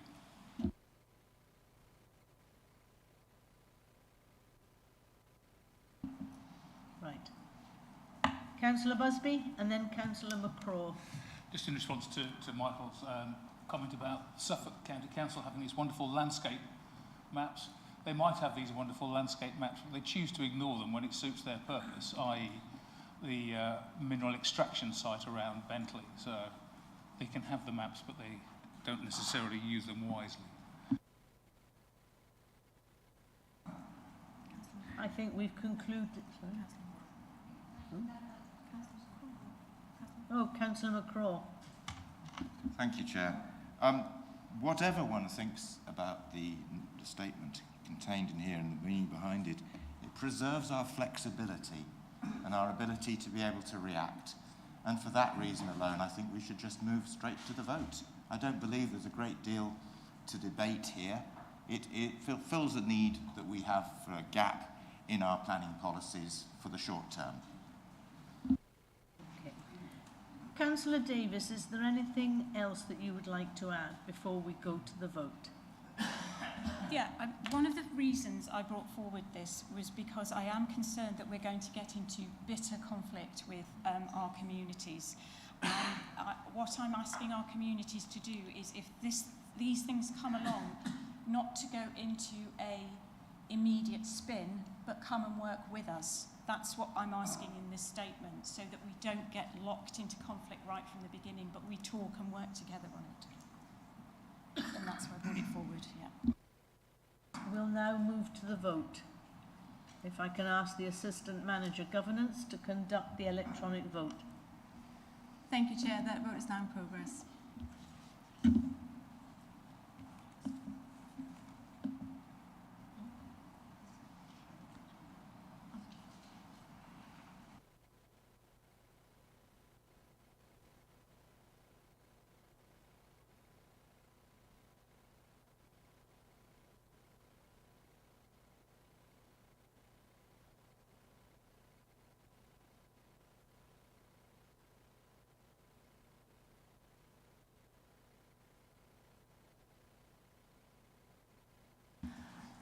Councillor Riley, thank you.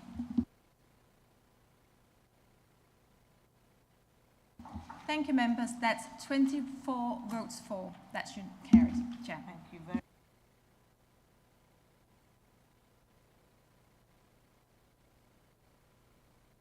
For BC 2411, process for adoption of a local listed building consent order for works to windows and a local development order for solar photovoltaic panels on outbuildings. Again, I invite Councillor Sally Davies to introduce the report and to move the recommendations in the report. Can I suggest that we don't need the recommendations read out, Chair? Yeah, because they're quite lengthy, which is why we'll go to a vote. So I'm asking Council to approve the recommendations of paragraph 3A to D. I need to point out, first of all, there is a typo in recommendation C on page 278. On the fourth line, it just says unlisted buildings. It should say listed and unlisted buildings. Yes. So that's a typo. We have that amendment. Yeah, you've got that amendment, okay. So bad luck, it's me again. So Babergh has 3,006 listed buildings, and over 2,700 of them are Grade 2 listed buildings. They're part of the charm and beauty of our district, but they can be hard to keep warm, and it's difficult to install renewable energy systems without harming their character. We want to change this while preserving our precious heritage. So Babergh District Council has declared a climate emergency, and the planning system is critical to us reducing carbon emissions. At the moment, when the owners of listed buildings want to improve energy efficiency or restore renewable energy on their properties, they're faced with an inefficient system which places numerous conditions on them in order to safeguard the character of their old buildings. We're therefore proposing to introduce two measures to make it easier to improve listed buildings so that people still want to live in them because they're warm and energy efficient. The Council has consulted with tradespeople, homeowners, parish councils and conservation bodies. Out of 242 responses, a huge proportion, 88%, were in favour of making these improvements easier. So we placed two measures before the Council this evening: a local listed building consent order, which would grant consent in principle to allow the installation of secondary glazing to historic windows, and the installation of double glazing or energy efficient glass to windows which have previously been given consent and introduced after listing, or which are already installed within a modern extension. This is a common request from owners of listed buildings. The second is a local development order, which grants planning permission to place solar panels or other renewable energy equipment on a modern outbuilding within the curtilage of a listed building. Both of these measures mean that owners wouldn't have to make a planning application and would not have to wait 8 weeks for a decision, saving time and money. The measures would be like loft extensions in non-listed buildings. As long as I meet certain conditions, I can build a loft extension without planning permission.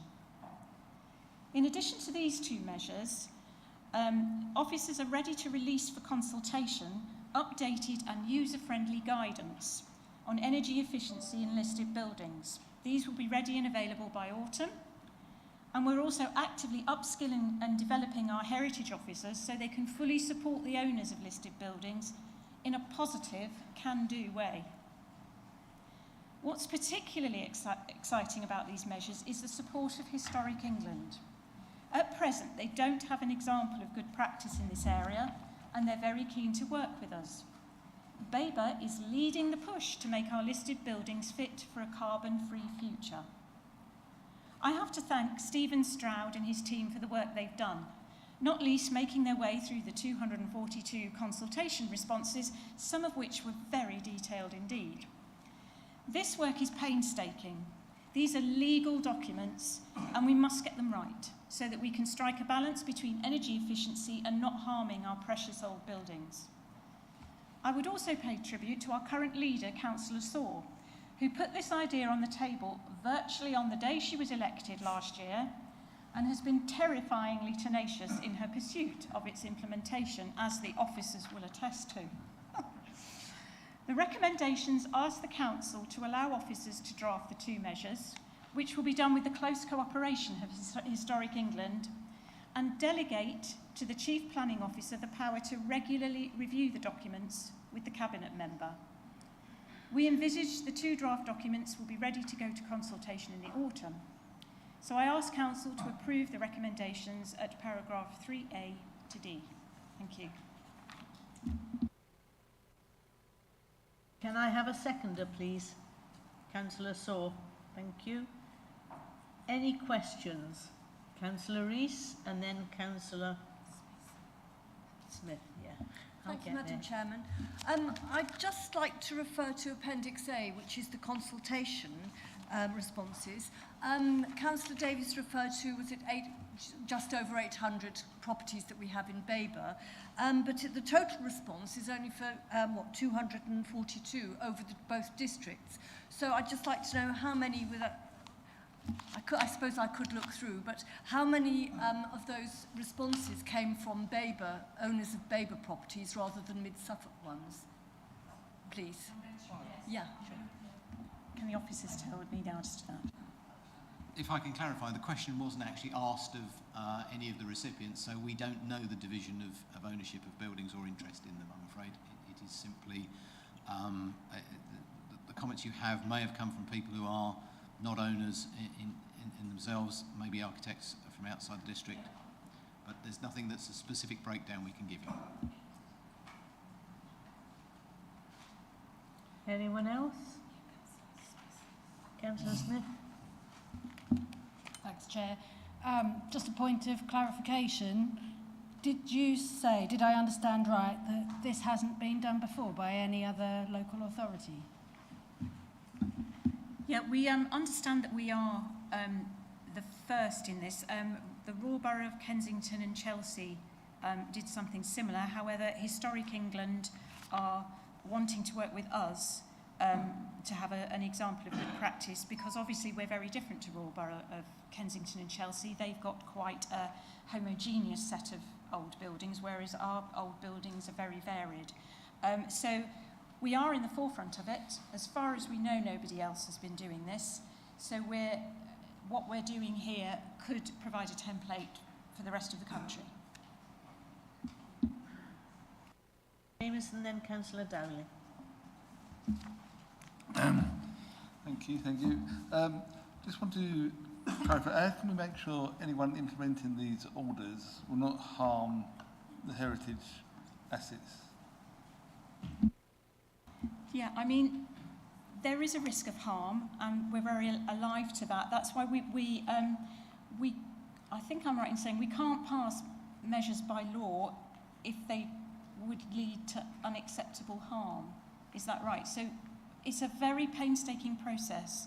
We're taking it quite slowly because of the risk of harm, but I think I'm going to pass it over to Stephen, if that's all right. Yes, that's quite right, and good question, Councillor Jameson. I mean, obviously we have duties, legal duties, to conserve and preserve our heritage assets, and indeed in respect of a local development order, we cannot legally make it if there would be an effect upon the significance of a building.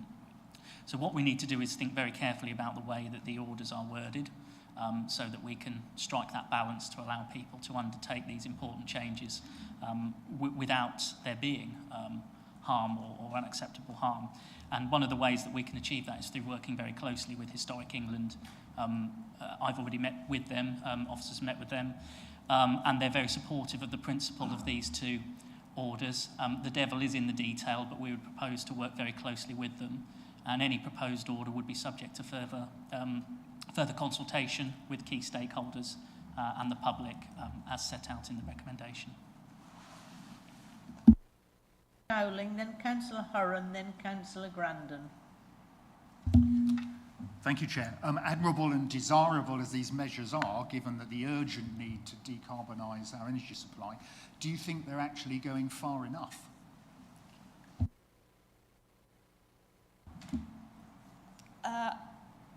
We're already pushing the boundaries, if I'm honest with you, Councillor Dowling. We're already acting in quite a novel and creative way, and it's not a risk-free enterprise. If we get it wrong, we risk harming our heritage. But if we do nothing, we'll lose that heritage, because people won't want to live in these buildings and they will fall apart. So it would, one thing I will say is that just because something is not covered by these local by these consent orders and the LDO, it doesn't mean that it will automatically be objectionable. People are still, the option is still open to people to come and make a planning application with some sort of renewable or energy efficiency measure and go through the normal planning process. But yeah, we're already pushing the envelope as it is, because it's a very sensitive area. So yeah, I mean, it's as far as we can go at the moment, is the answer to that, yeah.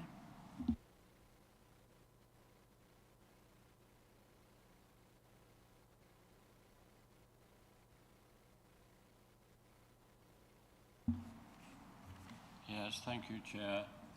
Fully in support of this. It's a no-brainer. Similar to Councillor Dowling, now we're on a bit of a hunt. Shouldn't we be trying to go for where the real gains are, putting solar panels on our industrial buildings, which would mean we might not have to put them on quite so many fields and take the land out of the food chain. That's something I've long been campaigning for, so maybe looking to our planners, can we encourage, change the government's view with the MPPF to allow us to go that stage further, which would be brilliant. Thank you. Thank you. Yeah, I completely agree with you there. I'm going to pass to my the planning officers to talk about what we can and can't do when it comes to insisting on solar on roofs. Thank you. Yes, some works to do in industrial buildings are already permitted development, so it's a matter of those rights are already available to building owners. From our point of view, the question of negotiation and encouragement is our opportunity in part, and the both the position statement and our policies will help us to negotiate better for those sorts of improvements to schemes that we see come through the application process if they must come that way. And obviously, we have the potential here to expand the range of development orders if we consider that there are technologies that are worthy of that. That's built into this recommendation. As far as the NPPF goes, we are expecting a consultation shortly, and I believe that the government's intention is to have that in place and concluded by October. That is our opportunity to make our representations on this very important matter. Thank you. Councillor Grandon? No, Councillor Hurren, then Grandon. Have you asked? So it's Grandon, then over to Clover. Thank you, Chair. I am the owner of of a Grade 2 listed building. So I can see certain attractions in being able to do certain planning matters more easily. However, when you take on a listed building, you do know to a certain extent what you're in for. I completely agree with Councillor Hurren's view that I would like to encourage all industrial buildings to be forced to have... Oh yes, I forgot about that. Okay, I'll make sure there's a question at the end. Yes, I think I'm sort of deep in debate here. Sorry about that, Chair.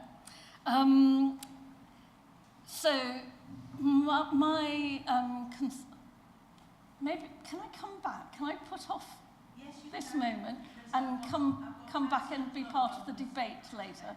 My apologies, Chair, my apologies. No problem. Thank you. Thank you, Chair. With regard to harm, is it not possible to take some learning from Kensington and Chelsea, where, as I understand it, this scheme of solar panels on roofs, albeit not visible from the street, is there and working? So I'd have thought that maybe there's something to be learnt there from what their experiences are. Thank you. Yep, we can learn a certain amount. I think Stephen might be able to answer that better than me. He's much more familiar with what they did in Marlborough. Yes, that's right. In respect of the solar panels consent order in respect of RKBC, firstly, that was actually objected to by Historic England, and obviously we're very keen to work with them in this case, and they are happy in principle with the two proposals that are before you.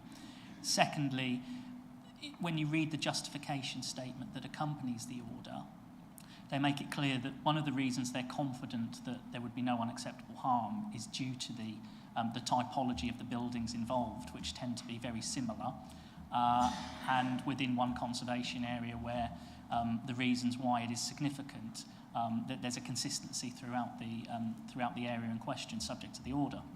Here, of course, we have a multiplicity of assets of different ages, significant for very different reasons and of different typologies. So I think it would be very difficult, perhaps, to move forward with an order that would allow us to put solar panels directly on those buildings. Clearly, we can give that careful thought, but I think given the experience of the London Borough and Historic England's position on that, I think we're probably playing a safer bet by going with the outbuildings approach, which we're confident they're satisfied with in principle.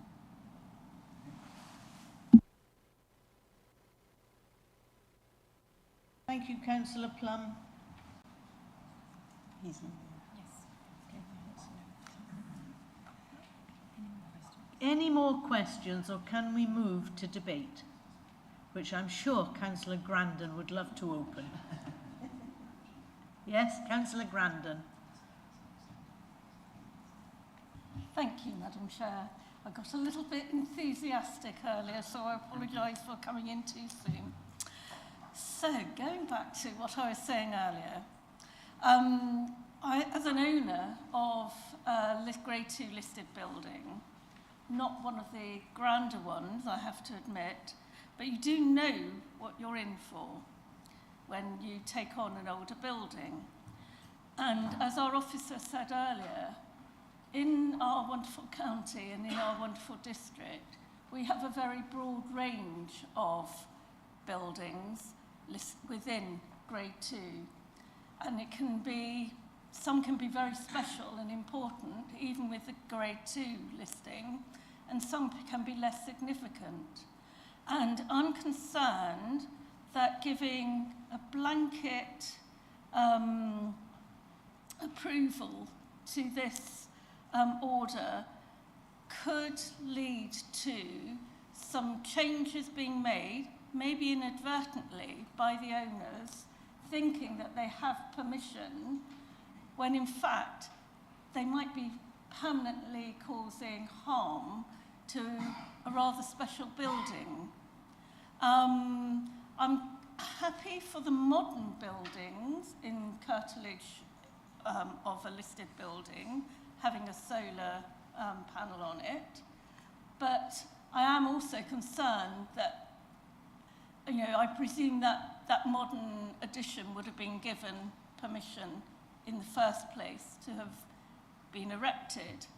But I would then be concerned that you might get the odd householder trying to go further than that and put it on their older curtilage listed building, because it's very easy to misunderstand but hard for us to monitor what is happening to, you know, as part of this order that we're trying to approve today. The current situation, I would like to just see made easier and faster, but not to give a blanket approval to any you know, within this order, not to give blanket approval when the circumstances and the situation of each or non-application could be very different. Whereas at the moment, we look at each case individually, and this would not allow that, I think, if I've understood it correctly. Thank you.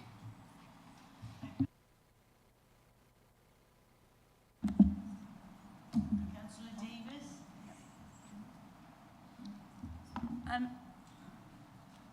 In response to that, what I would say is that we're part of this is just one part of a package that we're putting together. So we are going to provide user-friendly guidance to the owners of listed buildings, so with the aim that they don't inadvertently do something that we don't want them to do. They possibly already do inadvertently do things they're not supposed to do. And just because there might be some instances of things going wrong doesn't mean we shouldn't do this. Because I would imagine, and I think some of the responses we've had have shown that there is a deterrent effect, that people live in cold and drafty homes, or because they think that the whole process is too onerous, it's too cumbersome, they don't understand it, and we want to encourage people to come through to make these improvements and do them properly. We're also looking perhaps to expand some free advice with our pre-app service. We want to make it a lot easier for them to do it right, and that's why we can then make these blanket provisions and safeguard it so they don't go wrong. We're in debate. I shall remember that. As Councillor Davies says, I am passionate about this, as the officers will attest. I commend the officers for coming up with a package of measures which will not only help listed building owners preserve our heritage, but also respond to the net zero, as Councillor Davies says, climate emergency. These houses are huge emitters of carbon. And speaking as someone who does live in a listed building, I would suggest that people who live in listed buildings are very much concerned with preserving them. And there are many people in the district who see themselves as guardians of listed buildings. So I think we can be fairly confident that if somebody decided to push the envelope too far, that the planning officers would soon know about it. I think this is a very novel set of measures. I think it shows that we as a district take our responsibilities very seriously, and I think that we should be proud that we are leading the way in this area. Thank Ashby. Yeah, I'm a big supporter of protecting historic buildings, but pragmatism is a word that's long overdue in the heritage world, so I welcome it. Thank you. Thank you, Madam Chairman. Yes, as somebody who's spent quite a lot of time in one of their jobs as a house sitter and animal sitter in many different listed buildings in the district, yeah, they're very cold. And I think that anything that can be done to improve the comfort for people who live in them and to try and preserve them as well, as colleagues have said, is to be welcomed. Thank you. Thank you. If we've now finished the debate, Councillor Holt. Yeah, I'm a little bit concerned about windows and things like that. Can they change the design of the window? Are we going to have blue windows, yellow windows, green windows? What sort of checks are there to ensure that we don't get some random weird combinations coming out? And also, how does it affect conservation areas? Is there a conflict with conservation areas and this policy? I'll ask Stephen to respond to that. Yes, of course. Well, I think the important thing, Councillor Holt, is that those are important considerations and they will be fleshed out through the detail of the order itself, so they will be subject to conditions. One thing that you can do, so for example, in relation to secondary glazing, there's a confidence there would be no harm in relation to those, subject to appropriate design and appropriate fixing. So if you specify the nature of the fixing, and indeed you could, for example, include the details of the design of such secondary glazing that would be acceptable, you could append that to the order, and that's what the relevant occupier would have to follow. So yes, you could avoid unintended consequences of anything going in, for example. And the conservation areas? Oh, yes. So in relation to conservation areas, I mean, again, we still have a legal duty to ensure that we preserve the character and appearance of those areas. So that's bedded in effect, to the conditions that you would be applying to any order. And in relation to, for example, local development orders, if you compare that to permitted development rights that already exist in relation to solar on outbuildings but not in the curtilage of listed buildings, there are again preconditions that require you to sensitively cite those so that, for example, they're not facing onto a street that is within a conservation area. Can we move to the vote, members? Thank you very much. Oh, before we do, Councillor Sally Davis, do you wish to add anything to it, or do you feel that you've... I do want to add something and echo what Councillor Saw said, which was that when we first mooted this idea, it looked like it was impossible because of the complexity of it. And I just want to pay tribute to the officers that they actually came up with creative ideas of what to do, both with the local development order and with the building consent order, because we were met with this wall saying, oh, that's too difficult, but actually let's have a think about it. And they really did come up with creative, positive, innovative solutions, and I just want to say thank you to them for that. Thank you. I'll now ask the Assistant Manager Governance to conduct the electronic vote. Thank you, members. That vote is now in progress.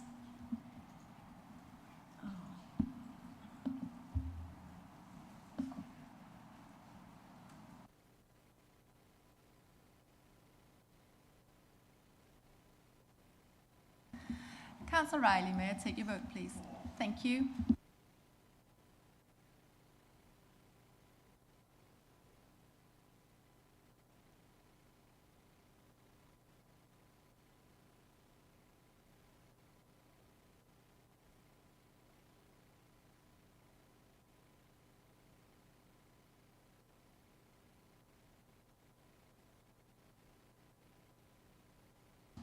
Thank you, members. That's 22 votes for and 1 against. So that's carried, Chair. Thank you very much. We now move on to item 16, which is paper BC 2412, decisions taken by the Chief Executive under delegated powers in accordance with Part 2 of the Constitution. I now would like to invite the Chief Executive to introduce this report, and when he has finished, perhaps somebody can put themselves forward as a proposer and a seconder. Thank you, Chairman. You're welcome. As has been highlighted, the report is simply for noting, and I will be extremely brief. As you will have spotted, we have had a run of recent elections. As a result of those elections, that's meant that certain items of business were curtailed that otherwise would have come through for decisions in the normal way. 3 of those in relation to the supplementary planning documents. So the decision that I took was to enable consultation to start on those 3 supplementary planning documents. That was a 5-week consultation exercise, rather than it wait until now and be able to put that back in front of councillors. Thank you. Thank you. Can I have a proposer, please, Councillor Jameson? Councillor Busby, will you second? Thank you very much. Any questions for clarification? Because there really isn't. It has to be done. So, can we move to the vote? Thank you, Chair. Members, that vote is now in progress.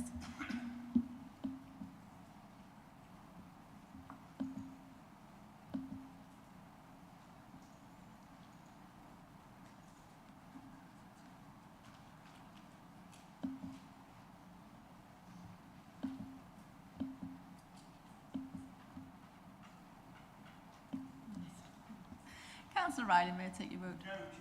Thank you.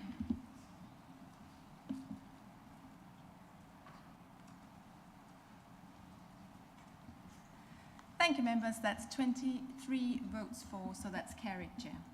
Thank you very much.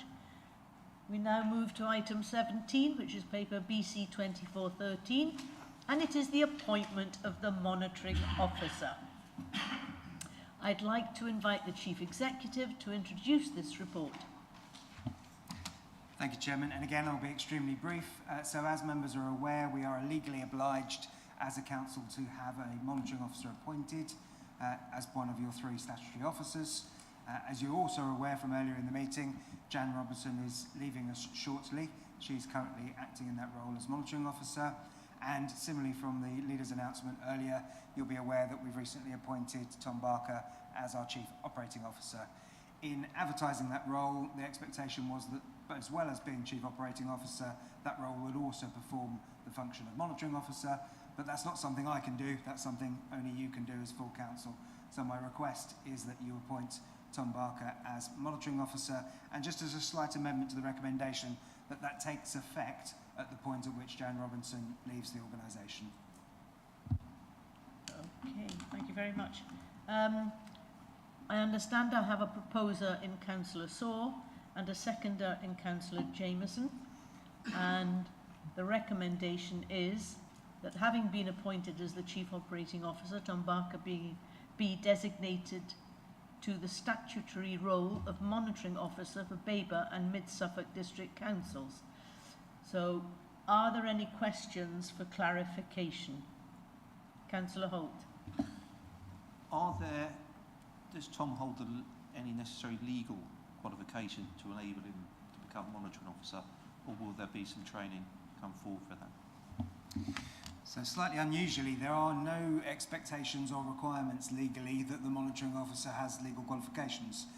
And so Jan hasn't had those, and equally her predecessor, Emily Yule. Obviously we had IFTI in between, but Emily Yule didn't have those either.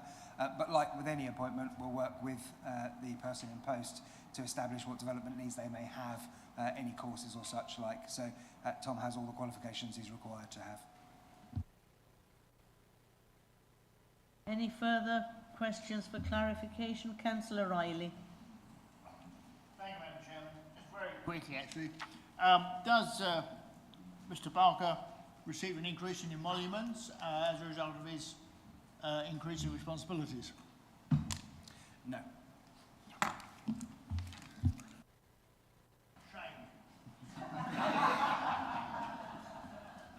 We might make a note of that.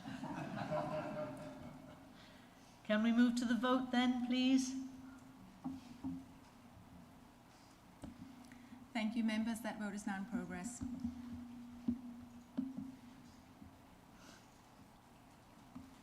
Councillor Riley. Thank you.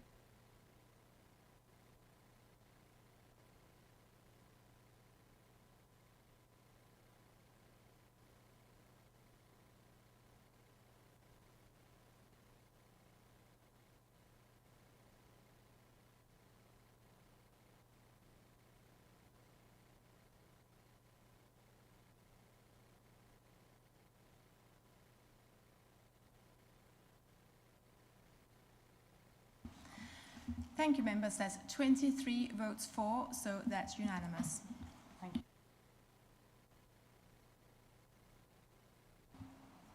Councillor appointments. Now, there seems to be two blocks. There's what? 1, 2, 3, 4, 5, or 6 in one, and then outside bodies. And for speed, can we put them all together? Yes? Sorry? Are there any other appointments that we should be aware of? No?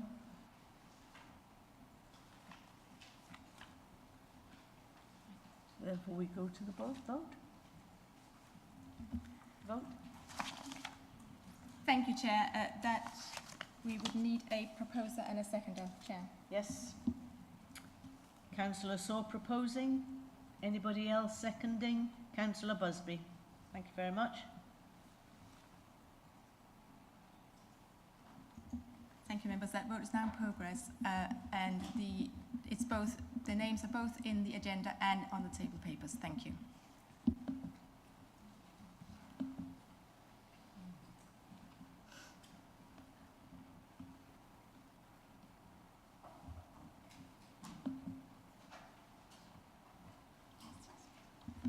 Councillor Riley. Yes, I agree. Okay, thank you.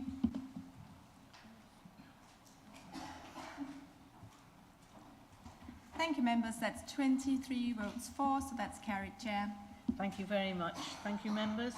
Now, motions on notice, none have been received.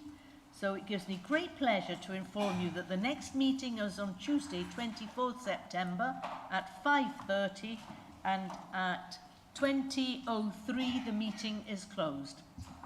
Thank you.